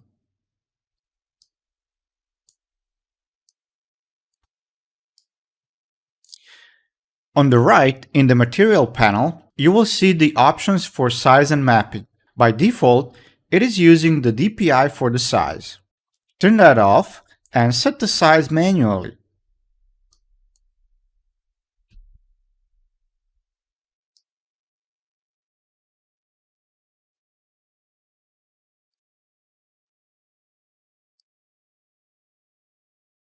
When you are happy with the size and the position, click on the green check icon to confirm. You will notice that the label is also visible on some other parts of the earring, like on the underbezel and on the screw. We need to set the depth so it doesn't get projected to other parts, but only to the bottom of the setting. The default for the depth is 0, which means it will get projected throughout the whole object. If you increase this, you will start losing the projection on other parts. It is important that you have your label projected only to the surface you want. So if you lower this to 0.1, this should be enough for the label to stay on the bottom part of the setting. To practice, you can do the same to the other earring, especially because these two earrings have a different position of the screw. But to save time, we will be deleting this earring and duplicating the one we created the labels for. In order to delete this other earring, we need to go to the Scene tab and click on the parts of the other earring which we want to delete. If you hold down the Control key, you can add to the selection so you can have all three objects of this earring selected. Now simply press the Delete key and confirm the delete. Now in the model sets list, we have a group which is called Default. This is one of our earrings. So if you right click on the default group and go to the duplicate, it will create a duplicate of this earring. Now all that's left is to rotate it a little bit and we have the same earrings with the labels set up. Now let's create a label for our engagement ring. Simply click on the metal part of the ring while holding Alt key. This way you will isolate and hide everything except the part you click on. It will be easier for us to apply the label to this ring. Again, double-click the ring to open the material settings for that particular material. And go to the Labels tab. Now you will notice that you already have one label. And this one is from the earrings. Sometimes when you have a lot of labels, it is smart to unlink and have two different copies of the same material, because if the labels are physically very close, they could get transferred to the wrong object. If that happens, simply unlink the materials and separate the labels on each material. So let's add another label and see if they'll interfere.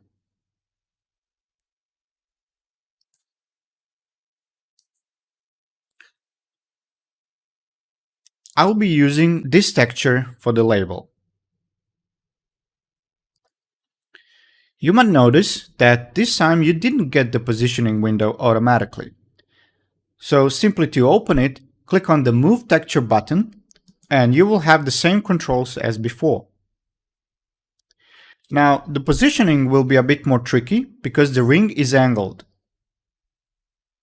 So we need to rotate the label as well.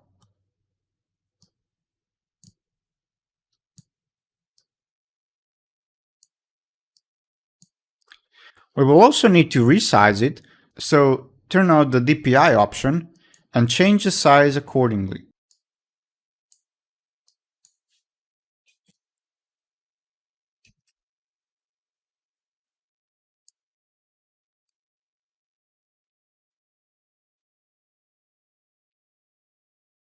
When happy with the rotation and the position, simply click on the green check mark to confirm.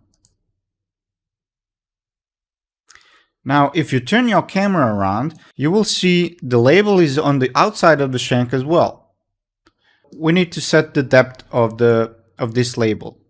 So if we increase the label depth, we might get the partial label on the ring. The reason this happens is if we turn on the Move Texture button, we can see that this rectangle represents the position of our label. So right now the depth is 0.27 and it gets projected over here because it's enough to cover for that 0.27. But over here, the distance between the label and the surface of our ring is more than 0.27, so that's why it's not showing. In order to fix that, we can rotate the label a little bit until we get the full vision of our label. If for some reason you're still not able to get the full view of your label, even if you rotated the label properly, you can increase the depth a little bit. And make sure it doesn't get projected on the other side as well. So when you are happy, just confirm with clicking on the green check mark. Now, let's make the raised metal label for the lipstick. First, we need to make all the objects visible again, and we'll do it by going to the Scene tab and right-clicking on any of the objects and going to the Visibility and clicking on the Show All Parts.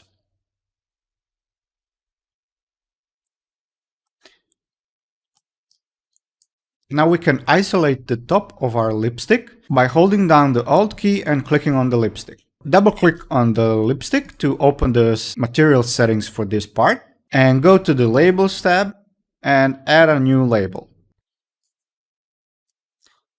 For this label, I'll be using this texture. Position it in the center of the top of your lipstick cap.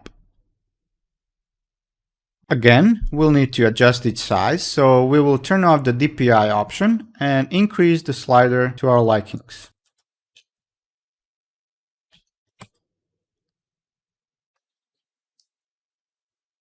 When happy with the position, click the green checkmark button. So, in order to make this label have a different material, we first need to specify what kind of material. So while still in the Labels tab and having our label selected, under the label type, we can change it from plastic to metal. And if we go to the label properties, it will reveal the same options as you had for the gold material.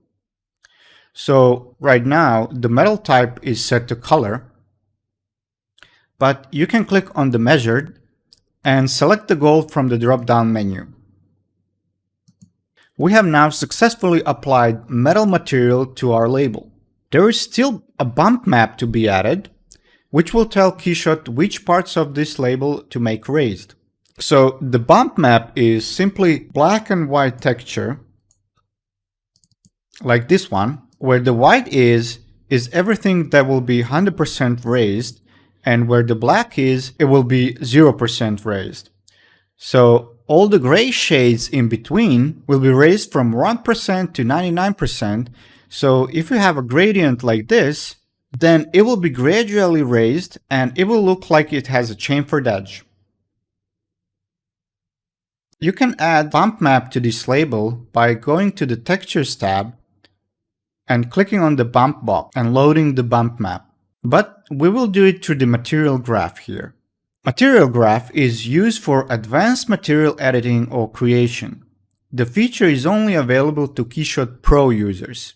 It opens in a separate window and it displays materials, textures, and labels as nodes in a graph view to visualize connections and relationships within complex materials.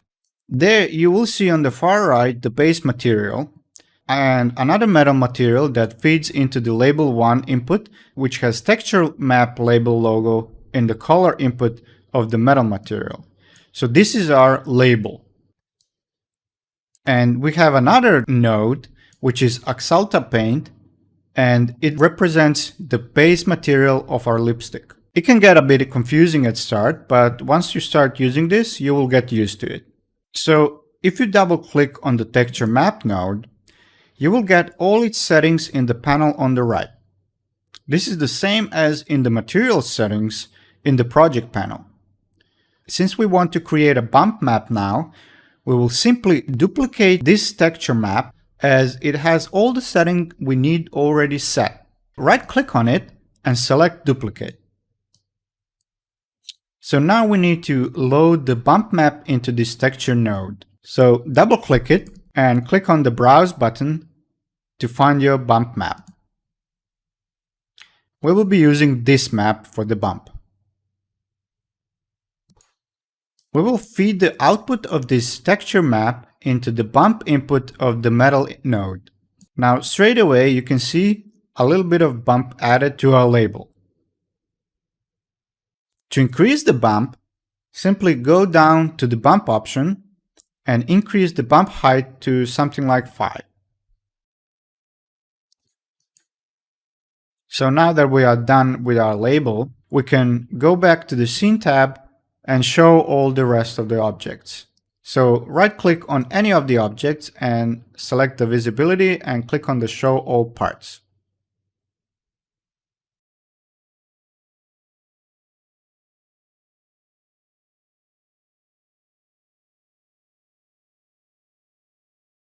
Our rendering scene is coming along just nice. We got our materials set up, but some things are still not good enough. If you look at the glass of the perfume, and especially its tube, there's definitely something going on there. The tube is completely dark, and the glass part is too dark as well. And even the diamonds are not as nice as on the final render shown here. To fix this, we need to adjust the lighting settings. The light in your scene comes from the environment and/or from light source materials, but the render technique also has an effect on the appearance of your scene. This is what you can control in the lighting tab of your project panel. So go to the lighting tab, and over there you will notice that we are using the basic lighting preset. Luckily, in KeyShot there is an option for rendering jewelry. So click on that and watch the magic. So now the tube looks much better, and the perfume glass material looks much lighter now. Especially important for jewelry rendering are ray bounces and caustics. We're not going to use caustics in this scene though, so go ahead and turn that off. It will also speed up the rendering a little bit. And you can learn more in caustics lesson, where I will be showing you how to set it up.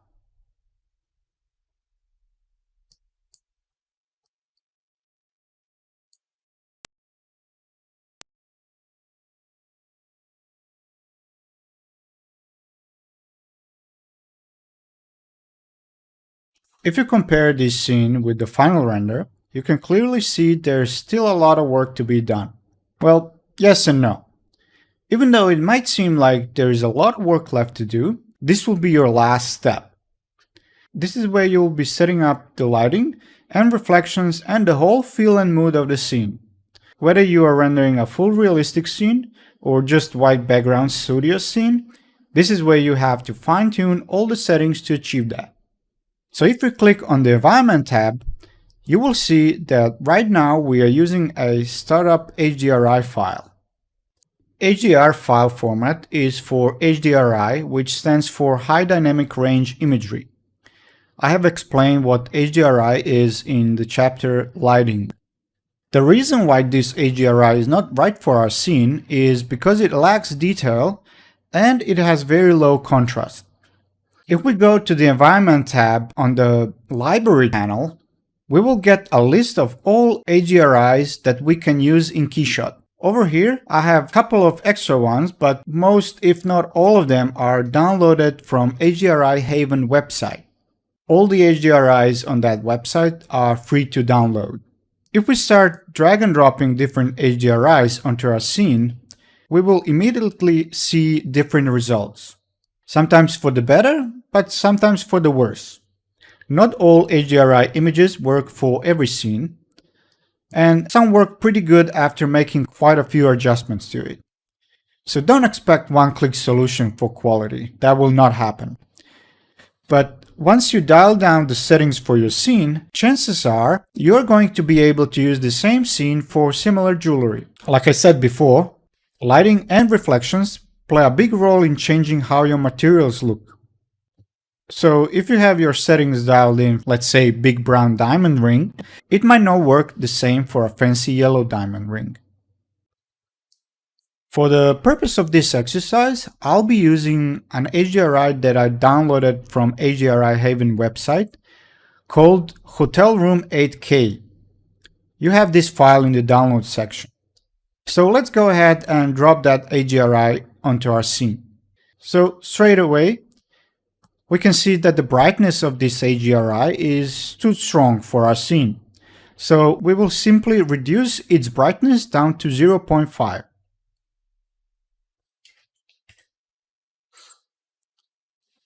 You might have noticed our whole scene got a very strong yellow feel throughout. That is because the HDRI is of the same mood. You can see a lot of yellow and greenish tint on the HDRI. It's easy to change this in KeyShot. We have a plethora of options to adjust our HDRI images inside KeyShot very easily by using HDRI Editor.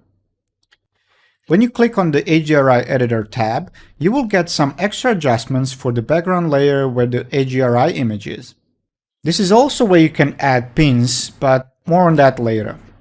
If we want to reduce the yellow tint, we simply need to reduce the saturation from 50% to something like 20%.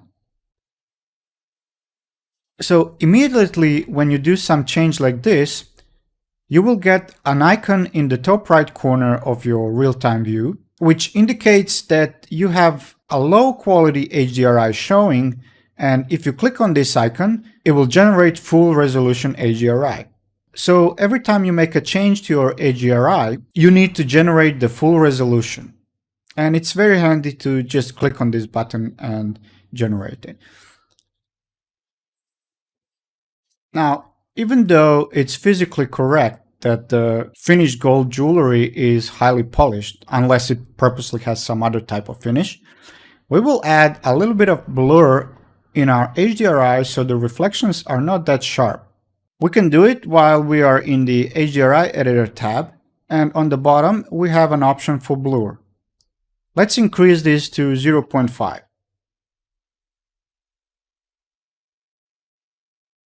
Since lighting and reflections play a big role in your render, it is very important to find the best position for your HDRI image. Rotating it, you can find the best position so it creates the best lighting, shadows, and reflections. Go to the Settings tab in the environment and adjust the rotation using the wheel there.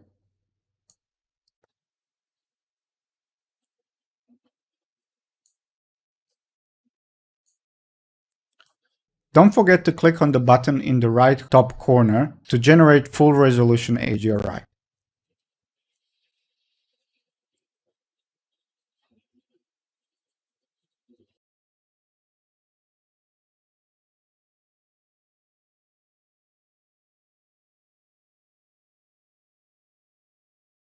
In this lesson, we'll cover some of the basics of using cameras in KeyShot. If you click on the Camera tab in the Project panel, you will reveal the camera controls where you can control the settings for all cameras views in KeyShot, and it will allow you to set the active KeyShot camera as well. It also allows you to save different camera views of your scene, modify and animate them. Cameras can be adjusted much like a real camera and include advanced functionalities such as shift lenses, walkthrough mode, and depth of field, along with KeyShot Pro features such as panoramic lenses for producing real-time virtual reality renderings. It is important to realize that the mouse is moving the camera and not the model. In other words, when you use left mouse button to rotate, the camera is rotating around the model. It is also worth noting, when you rotate the camera, the environment is rotating as well.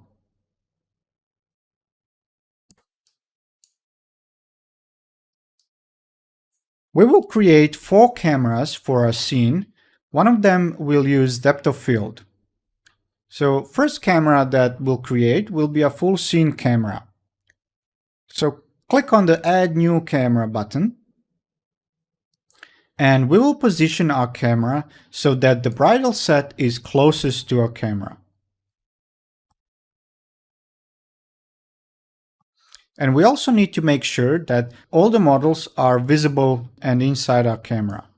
For panning the camera, simply click the middle mouse button and move your mouse around. And for rotating the camera, use left mouse button.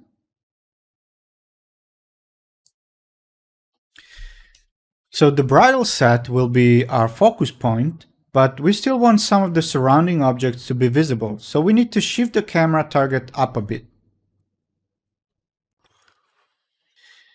To make sure that your camera target is actually looking at the bridle set, we can open Geometry View by going to Window, Geometry View, or by pressing the O key on your keyboard.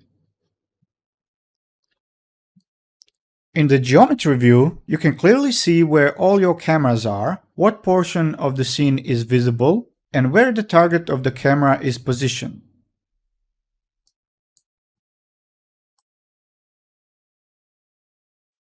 If you're going to use a photograph for your background, you will have to use the Match Perspective button to match the perspective of the camera you're using to the photograph that you put in the background.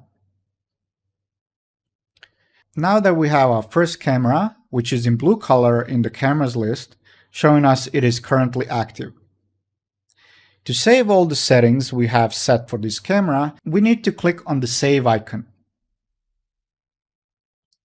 On the right, there is a Lock icon where you can lock your camera. And no editing is possible, so you won't be able to move around and change the camera position or any other setting. If you, however, accidentally move your camera after you set the best position and you didn't lock it, you can easily revert to the last saved position by clicking on the Reset Camera button. So let's create our second camera, which we will name Earrings.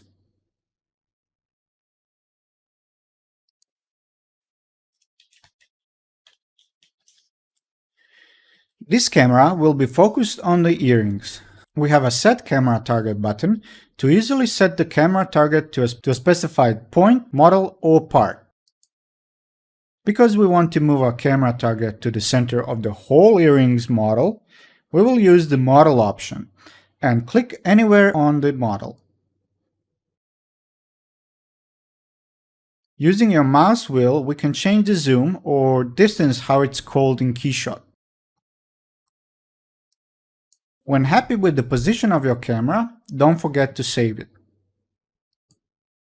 Our third camera will be focused on the bridle set model.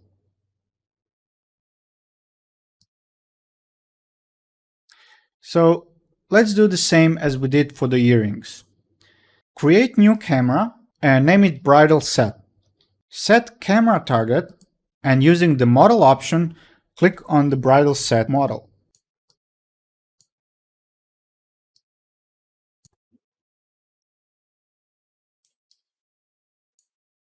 Adjust the position if needed and save the camera. The last camera will be the same camera we are using for the bridle set, but it will be using depth of field. So let's copy the bridle set camera by clicking on the Add New Camera button. We will name this camera Bridle Set Depth of Field. Now go down to the bottom of the camera settings and turn on the depth of field option. You will start to see your scene very blurred, and this is because the camera focus is not set. So click on the small crosshair button and click somewhere where you think the brown diamond is.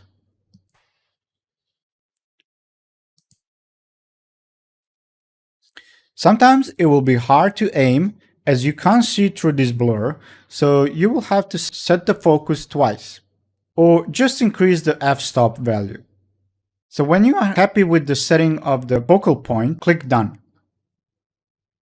Once you set the focus of the camera correctly, you will see a very small portion of your scene is in focus, around the point where you click. To give more focus, we need to increase the f-stop setting. This really depends on the position of your camera and how in focus you want other objects in the scene to be.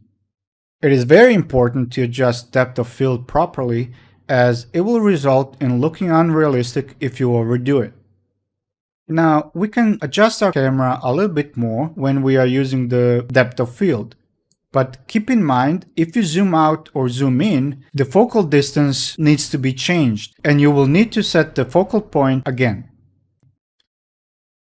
If you are happy with how your scene looks like, save the camera setting and move on.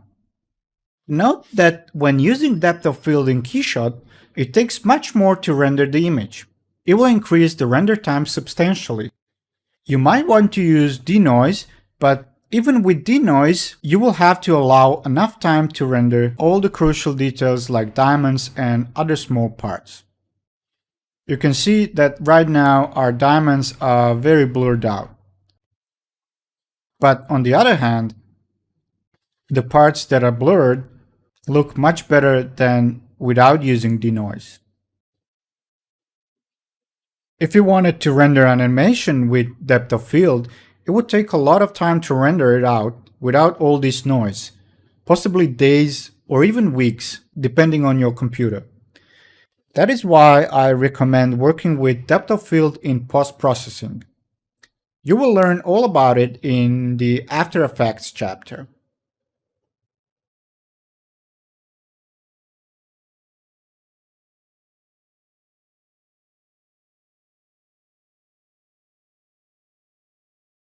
Now that we have set up the cameras, we can do some simple camera 360-degree animations.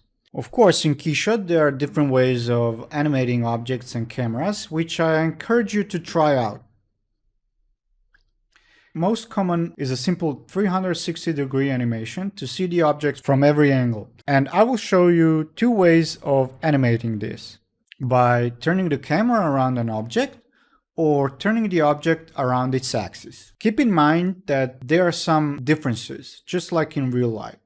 For instance, when you are in a parking lot and you want to shoot a video around the car, you will walk around it with your camera in your hand.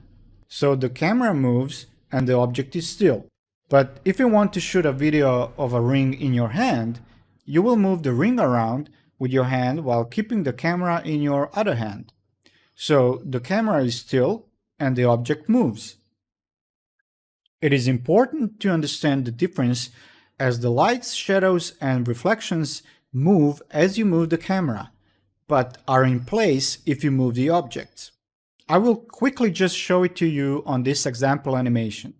So on the left we have model rotation, and on the right we have camera rotation. First and most obvious difference is the reflection on the ground plane. On the right, you can see how the ground plane is changing color due to different reflections hitting it. If we switch the ground material to some very reflective, the problem becomes much more obvious. On the left, you can see the constant in the ground plane reflections as the environment HDRI is standing still. And shadows move with the model because the light source is still. And the last thing to notice here is how the center brown diamond reflects a little bit more than on the right animation. This is why I prefer to use the model rotation, even though it is a little bit more work to set it up. But let me show you both. First, the camera rotation. So let's copy the bridal set camera, so go to the Camera tab and select the bridal set camera to make it active.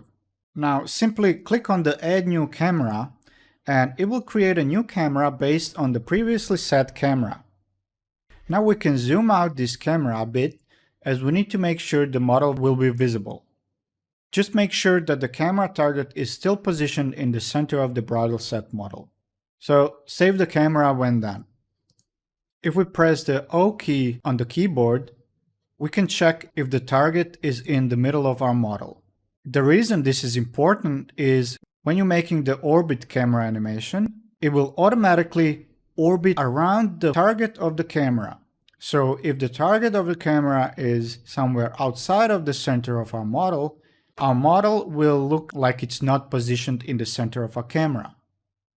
So if we move our camera around while the target is in the center, we will have our model positioned in the center all the time.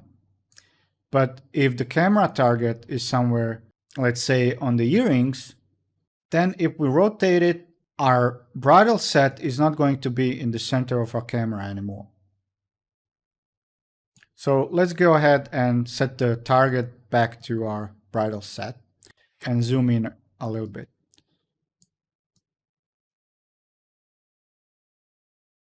So when you are happy with the position of your camera, just click on Save icon and confirm the camera target.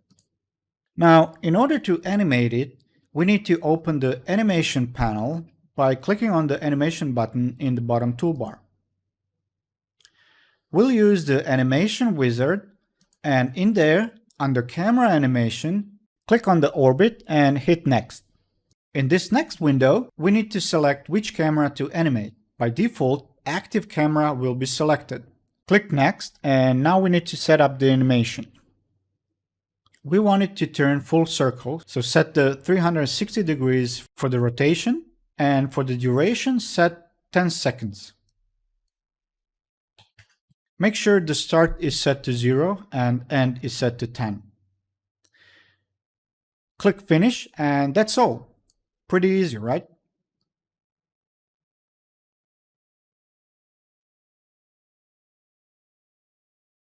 Now, rotating the object is a bit more trickier than that.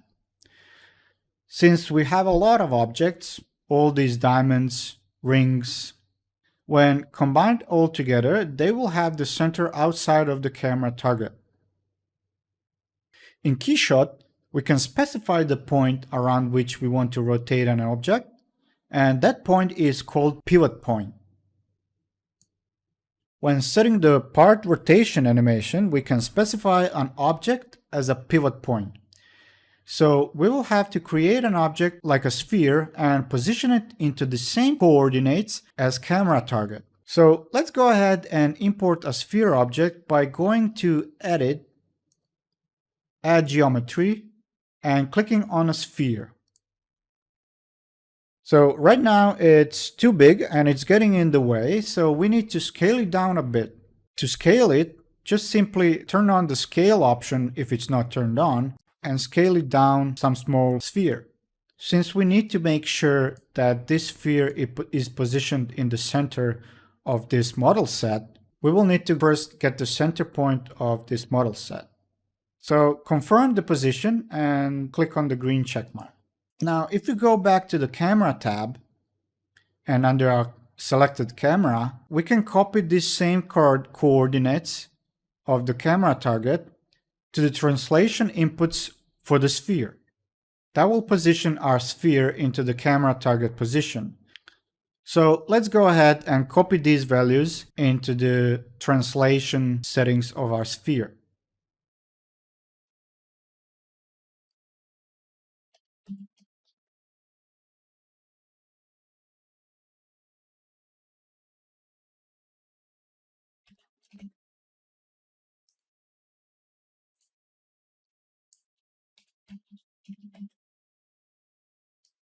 Now that the sphere is positioned, we can hide it as we don't want it to show in the render. We're not ready to start animating just yet. Since we have plenty of objects here, instead of setting animation for each object separately, we will do it to the whole group. So we need to select all our objects and group them by right-clicking and selecting Add to Group.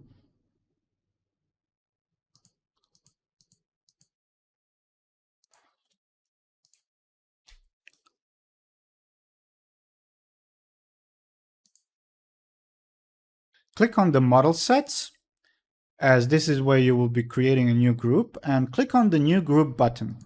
Set a name for it and confirm twice with clicking on OK.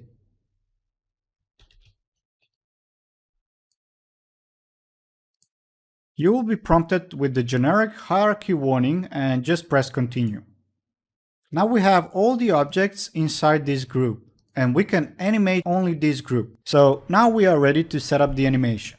So click on the animation wizard and under Model Part Animation, select Rotation. We need to select our group and click Next.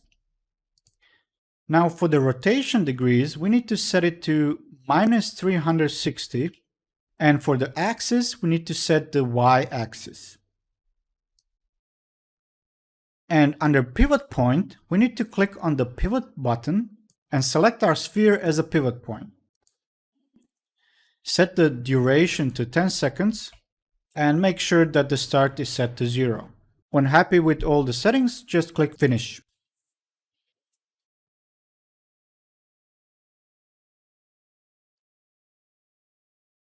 So now you have two animations set in your KeyShot scene, and in the timeline, it is shown as the blue and green bar. Blue is always for the camera animation, and the green one is for object or part animation. So since we have both animations active right now, and both are doing the same thing, we will just get the rotation in double speed. So we will have two rotations instead of one. So pick one you like and disable the other one by unchecking the check mark next to the animation name.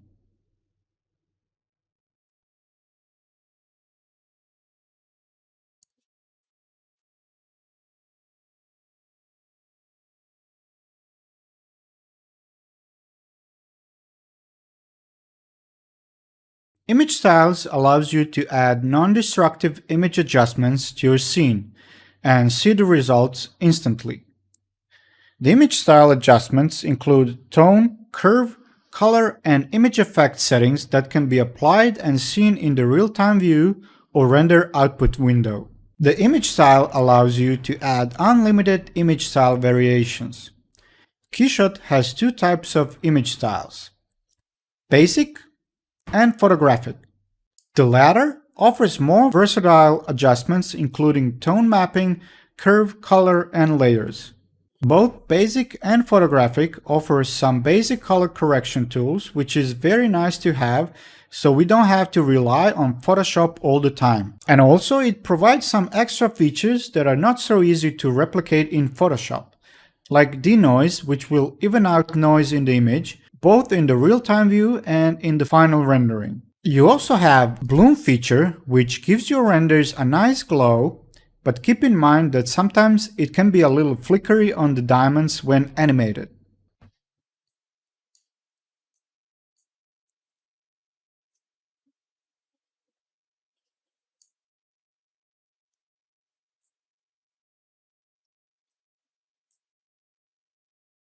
And in the post-processing chapter, I will show you how to do a much nicer similar effect anyway, so we won't be using bloom. I do, however, use it occasionally on stills when I don't have time for post-processing in Photoshop. So for our scene, we will only be using a little bit of tone mapping.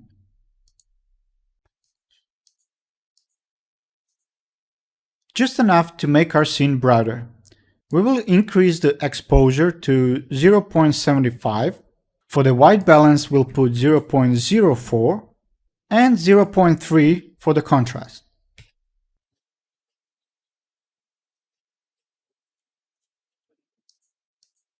You can see how small numbered these are, and it really shows how sensitive it is when adjusting these settings. Too much, and you can really lose all the definition in your scene.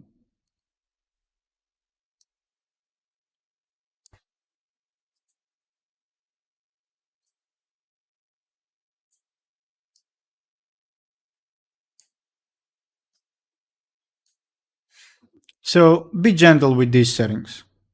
Now, before we continue to the render output settings lesson, I want to make some adjustments to this render. First of all, I don't like it because it's too bright And the second thing is this reflection part on the HDRI is really in the way of our scene, and it's like giving half and half. The right side is too bright, the left side is a little bit darker. So I want to make a couple of small adjustments to fix that. Let's first fix the HDRI. So to move this bright spot, we will simply rotate our HDRI. So let's go back to the Environment tab, and under Rotation, rotate it so it's not there anymore. Now we have another brighter spot, but this one is less bright than the previous one. Or we can rotate it even more, like so. But right now the problem is we're getting too much of a bright spots on our ring and our earrings. We want to reduce the brightness of this HDRI.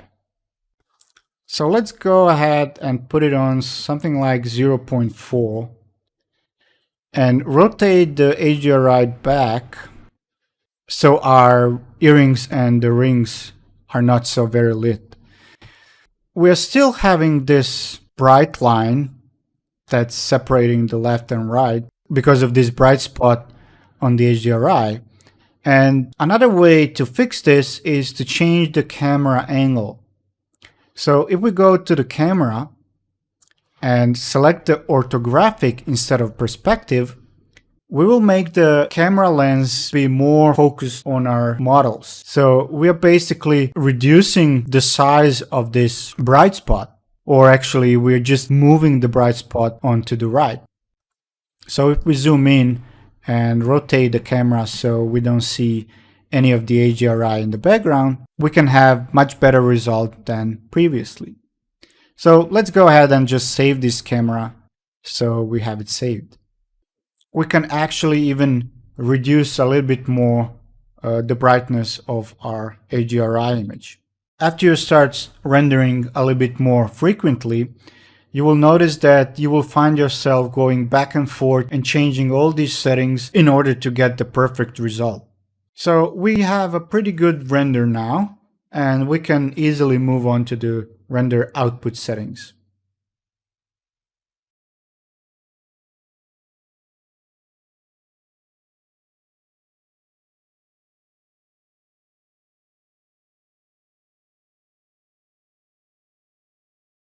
So when you have everything ready in your scene and you like what you see in the real-time view, then it is time to render this out. Whether it is a still image or animation, you can set up all the settings you need in the render window. Sure, you can screenshot what you have in your real-time view now, but when using render window, you can achieve so much more. If you are rendering an animation, I strongly suggest you run a preview render first to make sure everything is in order before you run the final render. This will output a very low quality video, but it will be enough for you to catch anything you missed in setting up the animation. If you do need a little bit better quality, you can click on the little cog icon and set more samples. If everything is in order, you can safely proceed with setting up the final render settings. So let's click on the render button to see what's in there. Here on the left, we have 3 vertical tabs. Let me first touch on the second and third, then I will come back to the first one. So the Options tab has some settings regarding the quality of your renders and the way it is rendering. Mode will give you an option to choose from 3 different ways of rendering: default, background, and send to network. I like to keep this on background option because you can have multiple stills and animations render at the same time while still being able to work in KeyShot, or even close it completely. The render will still continue until finished. If you have KeyShot network rendering, then you need to select the Send to Network option in order for KeyShot to render on multiple computers over the network. As for the quality, you also have 3 different options to choose from. With Custom Control, you can fine-tune the rendering settings to your specific scene to get the best quality in as little as possible time. Maximum time is actually setting the time you want each frame to render. This option is not really good for rendering animations, especially where you have zoom animation on the model, as it takes less time to render when zoomed out really far and much more time to render a frame which is really close up. This will result in frames rendered in very different quality, and it will really show in animation. It will be easy to calculate how long the rendering of the whole animation will last though. The best and the easiest option is definitely using maximum samples. So this is the option I use all the time.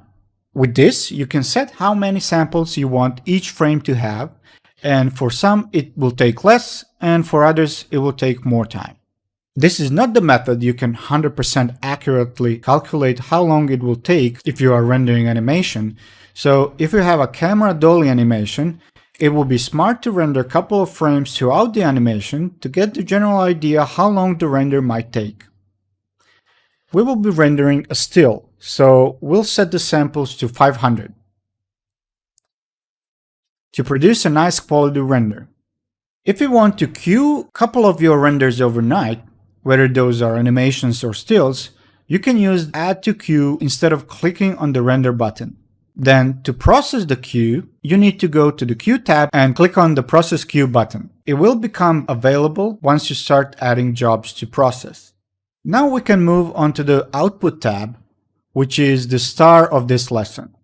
This is where you can set up everything regarding the render files you are outputting. You can set up things like where you want the render to be saved, file name, format, and resolution. You can also select which render passes to render out separately, and if you have render layers set up, you can have these rendered out separate too. I will be showing you a little bit more about that in the post-processing lesson, where we will also be creating a scene from scratch for rendering an animation. When you are using image styles in your scene, you can have KeyShot render out file with and the other without the styles applied if you select the raw option under the render passes. This will not affect the total render time, no matter how many passes you select. You will have slightly different options for each subtab. So in Animation tab, you will be able to render into a video file or in separate image frames, or both. Same goes for Configurator, and if you have a KeyShot XR add-on, you'll be able to find some specific options to that mode. To finish our nice scene here, we will render it out as a still in a standard Full HD resolution of 1920 by 1080p. We will use the JPEG format, and to show you how the render passes look like, I will be selecting all of them. So let's start the rendering background and see how long it takes.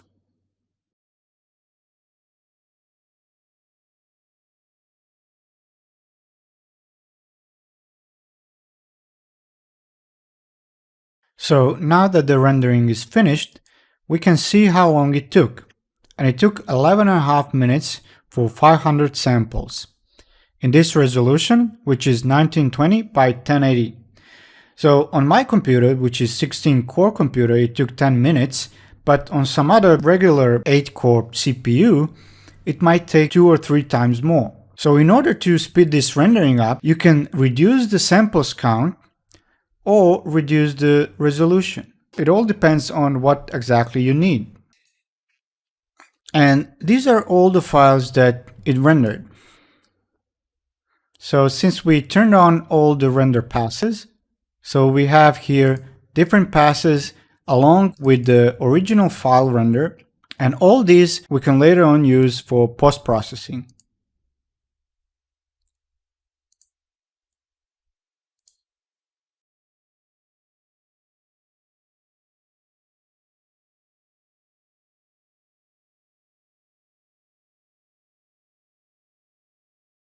Caustics is an array of light rays reflected or refracted by a curved surface or an object. I'm not going to go into calculations and math behind caustics, but I am going to show you a couple of examples of it in the real world. When you think about it, you see caustics everywhere. On the bottom of the ocean, when you put your glass on the table, or when looking through a magnifying glass. It can be reflected or refracted. In jewelry, it is usually reflected off of a highly polished and curved metal surfaces or refracted through gems and diamonds.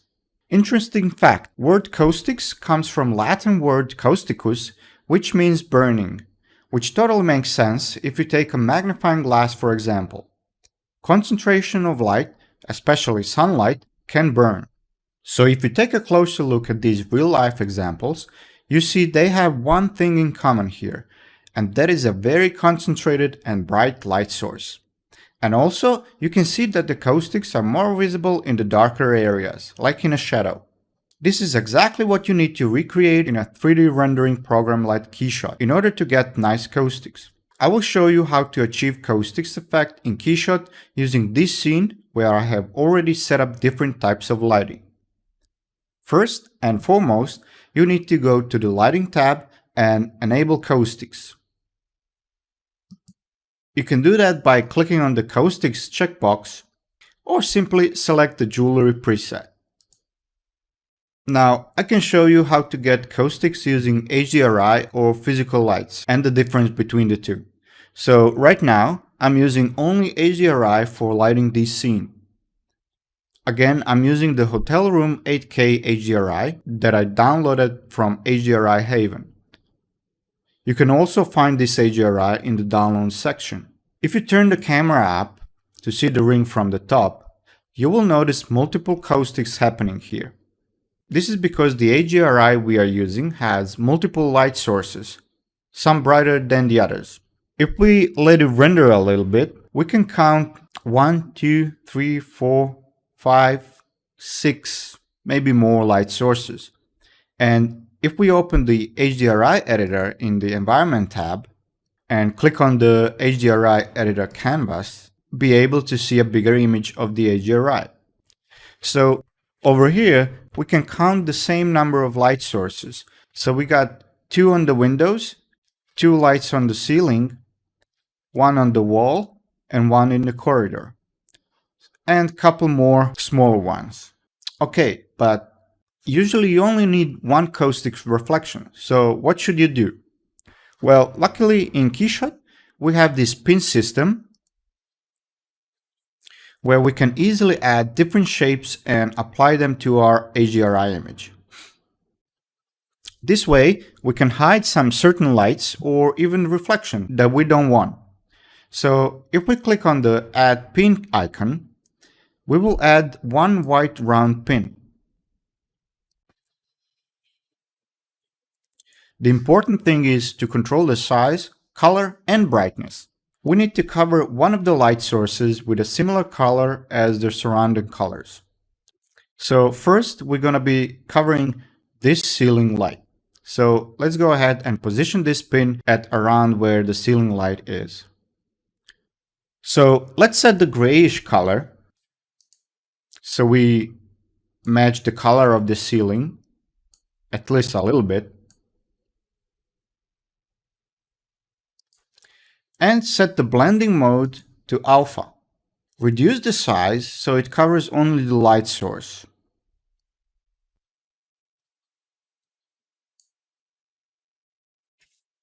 To make it a bit smoother, we can increase the fall off a bit. I will just quickly turn on the canvas here so you can see it a little bit more better. Now you will notice a little icon in the top right corner of your scene. So like I said before, this is to let you know that there has been some changes to the HDRI. And right now you are seeing a low resolution results and you need to click this button to generate the full resolution HDRI image. So go ahead and click that. So now you will notice that we have completely removed one of the caustic's reflections. So you can do this for the rest of them. And even if you don't like the position of any of these, you can max them all. And by adding one white pin, you will set it as the only light source and control caustics with that pin. Just make sure you increase the brightness of the pin significantly. Now, to create caustics with custom HDRI made from scratch is also very easy to do in KeyShot. You start first by creating new environment. And for the background, we will use simple gradient, just so we get some more reflections on our ring. Now we need to add new pin, and we will keep the white color and need to set the blend mode to alpha, so we get the most intensity and color out of it. Then we need to make the pin really small to mimic the concentrated light source. Next step is very important. As we learned, the light source needs to be concentrated and very bright. We need to increase the brightness a lot. So let's try with 3000. This might be different for your scene if the scale is different. Now we can position this pin to position this caustics effect. If we reduce the radius even more, we can get even sharper caustics. Don't forget to generate the full resolution HDRI by clicking on the button in the corner. That was pretty easy, right? Now let's try to do the same with physical lights. For this, I'm using KeyShot's default studio HDRI called Light Tent Black Open 4K, just for basic lighting. Physical light in KeyShot is actually in materials, which you need to apply to some object. I usually use sphere for this, but it can easily be any other object, even a plane. I already have that sphere here, so I will just unhide it in the objects list. If I zoom out, you can see that this is my light source. And right now, the sphere is not visible, but it's there. The size of the sphere doesn't really matter.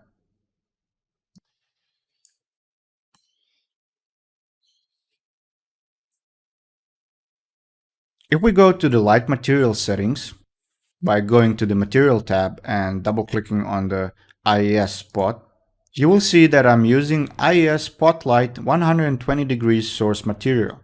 You can find it under the material tab in the light spotlight subgroup. You can use any of these, as the only difference is the intensity. This one has 1200 lumen and this one has 6000 lumen. And I have reduced its multiplier down to 300. Since the light source is much brighter than HDRI, our ground is now much brighter. We can go and darken the color a bit. If we go to the environment and click on the settings tab, under the background rollout, you have a color which you can change the color of the ground and make it a little bit darker. You can clearly see that the caustics is much cleaner and more defined when using physical lights than what it is when using HDRI. And keep that in mind when you are working on your scene. And also, when using physical lights, calculating and rendering caustics is much faster.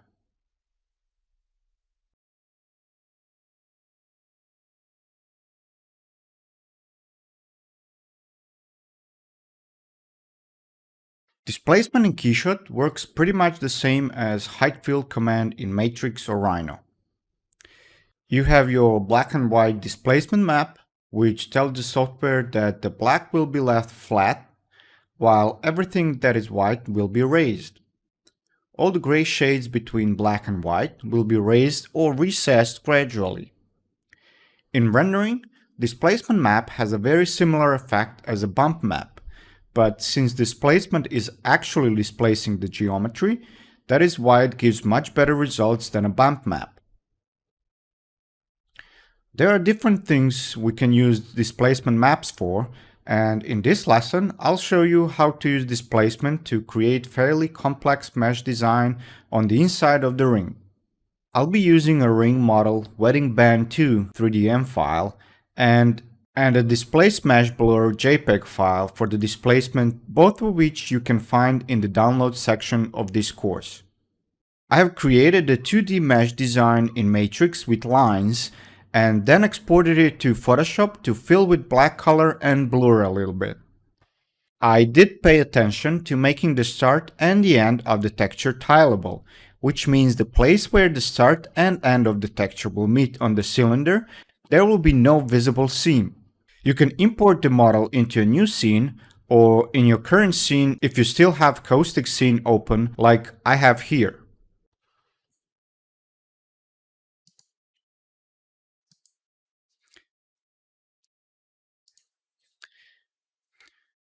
When you import the model in, you will need to adjust the scale of the model.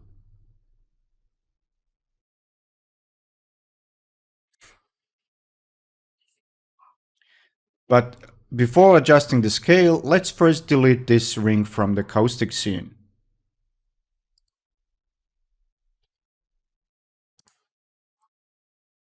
Usually it just makes it really small or really big. You just need to set the scale to 1 for the ring to be in a normal size.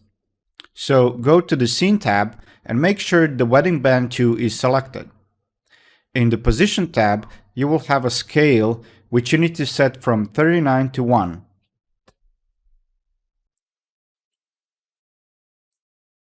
I will also rotate my model to the side by using Move tool and rotating it 90 degrees. And using the Snap to Ground button, I will position this ring onto our ground. Now again, the whole model is black and it has only one material set for all the objects. We need to unlink the materials and we'll do it for the inner surface where we will be applying the displace map and the metal part. That will make our diamonds all with one material, which is exactly what we want. So let's go ahead and unlink these. When I'm using displace for the inside mesh, I usually like to separate the inner surface, so the surface will dictate the size of my texture. You can also make this surface connected to your ring, but in that case you will need to use the cylinder mapping to create your texture. So let's go ahead and unlink these materials. So let's click on the inner surface, right click, and select the unlink material. And do the same for the outer metal. Select it, right click, unlink material. When you go to the material tab, you will notice that you have 3 black materials. One is for the inner surface, one is for the outer surface, and one is for all the diamonds. The white one is the light material. So let's go ahead and apply some materials. I will use gold 24K polished for the ring and gemstone diamond for the stones.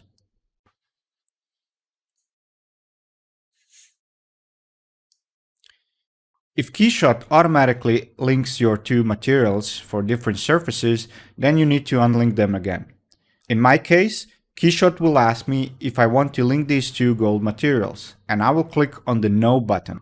Because I want 2 different gold materials, one with the displacement and the other one without. Let's go ahead and apply the diamond material. Go to the gemstones and drag and drop the gemstone diamond material onto one of the diamond objects. To set up the displacement map, you simply double click on the inner surface part to open the material settings for that particular material, and click on the material graph button. You might not have this option if you don't have the Pro version. Here you have 2 nodes as a visual representation of your material. We need 2 new nodes, one for the displacement texture and the other one is displacement node. So go ahead and right click somewhere in the empty space and go to the geometry and select the displace. This will create a new displace node. Now repeat the right click, but this time go to the textures and select the texture map. Double click on the texture map node and in the panel on the right you will see some texture map properties. Click on the small folder icon to load the texture map and select the Displace Mesh Blur JPEG image. Before we move on, we need to apply different mapping for this texture. We need to change it from box mapping to UV mapping. This will develop our texture all around our surface following its curvature and width. Now connect this node to the displace node and connect the displace node to the geometry input of the material node. You will now notice there is a small icon in the top right corner of your scene window.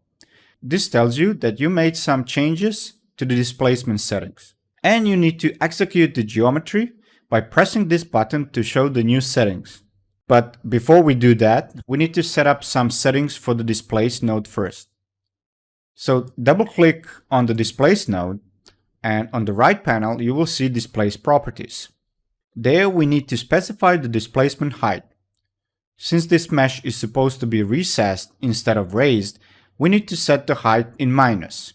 So let's put -1. Now, to execute geometry node, simply click on the Execute Geometry Node button, or click on the button in the right top corner. After a short calculation, you will see your mesh on the ring. As you can see, even the edges are a little bit rounded. This is because the displacement map texture is blurred. If you don't like the quality of the mesh you are getting, you can decrease the triangle size in the displacement node and increase the max triangles to something like 24. We need to execute geometry node again. As you can see, the mesh is much more smoother and we have less triangles visible. If you increase the max triangles and decrease the triangle size, it will take a bit longer to calculate the displacement mesh. I wouldn't increase the detail of the mesh too much and would only do it just enough so it's not very visible. So if you're not doing any close-up shots, then decreasing the mesh quality might be better for you.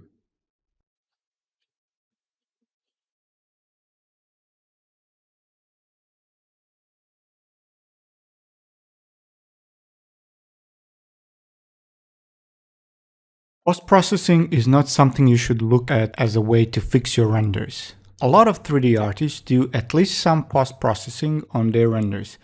I will not be going through basics of Photoshop or how to use it. I will only show you the most important things which you need to know when it comes to post-processing the stills rendered in KeyShot.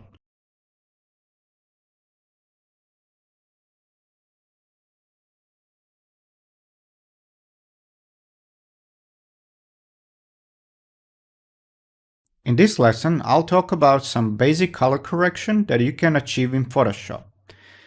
Most of these adjustments you can do in KeyShot too with image styles, but I will also show you some that you can only do in Photoshop. In adding all these adjustments, it's very easy to overdo it, so don't be afraid to try out as many settings as you can before you settle for the final look. We will quickly load our final render, but this has been rendered out without any adjustments on the Image tab in KeyShot. So this is a raw render straight from KeyShot. So let's go ahead and drag and drop this into our Photoshop. As any other artist, when first starting out with Photoshop, you might be compelled to use some of the automatic adjustments built in Photoshop. While there's absolutely nothing wrong with that if you are getting the results you want, but it might be more efficient in the long run to use some of the more advanced controls for fine-tuning every bit of your render. That way, when you save the PSD file, you can always go back and alter the adjustments again. First one we'll be covering is Levels adjustment. We'll be adding these adjustments from the Layers window. And to add levels, simply click on the Create New Fill or Adjustment Layer button and select Levels. This will create Levels 1 layer in which you can see that the histogram is showing no or little information towards the right, which is the brighter part of the image. This means that the render is lacking a little bit of brightness, and by dragging the right slider to the left, you can easily fix that. The idea is to drag the slider up to where the information starts. With the Curves adjustment layer, we can add a little bit of contrast to the image. So again, click on the Image layer and then click on the Create New Fill or Adjustment Layer button and select Curves. A slight S-curve is usually a good place to start.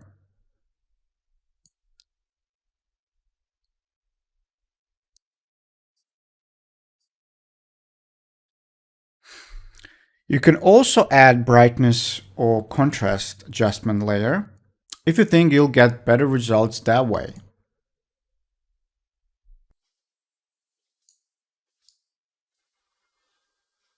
It certainly is easier to manipulate and understand. The third adjustment I normally use is color lookup. There we can load the 3D LUT file and basically add a completely different look and feel to our render. If you, for instance, use the crisp winter look, you can straight away see that you're getting much more cooler colors from your render. You can also add some photo filter to control the temperature of your image if you want your render to have colder or warmer tones.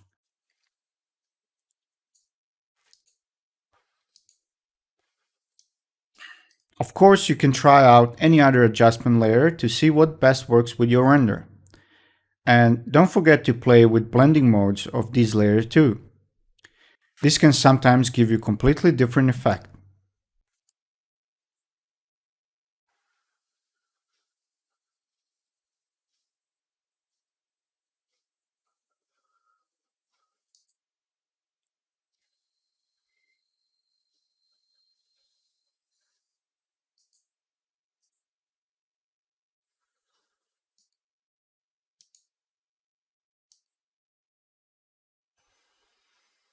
You can also control the amount of this adjustment layer to be used by adjusting the opacity number.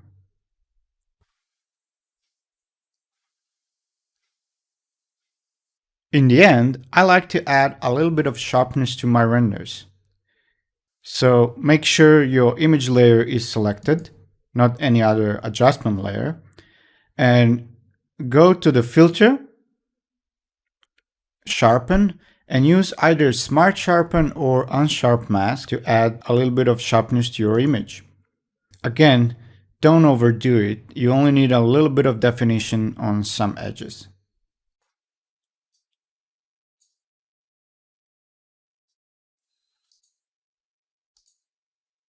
Now that we have set up some basic adjustments to our render, we can easily compare it to the raw render we first started with.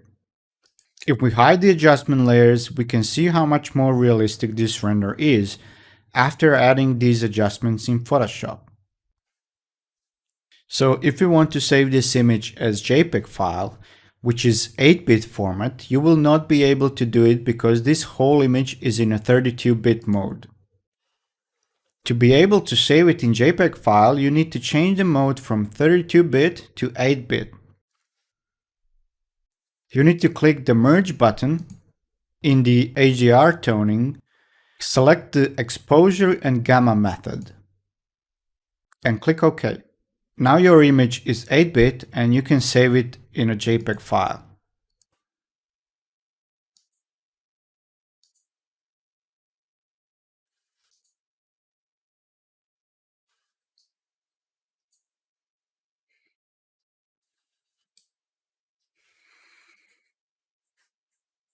Now if you want to go back and adjust your adjustment layers, you can easily do that by selecting any of the adjustment layers and changing its settings.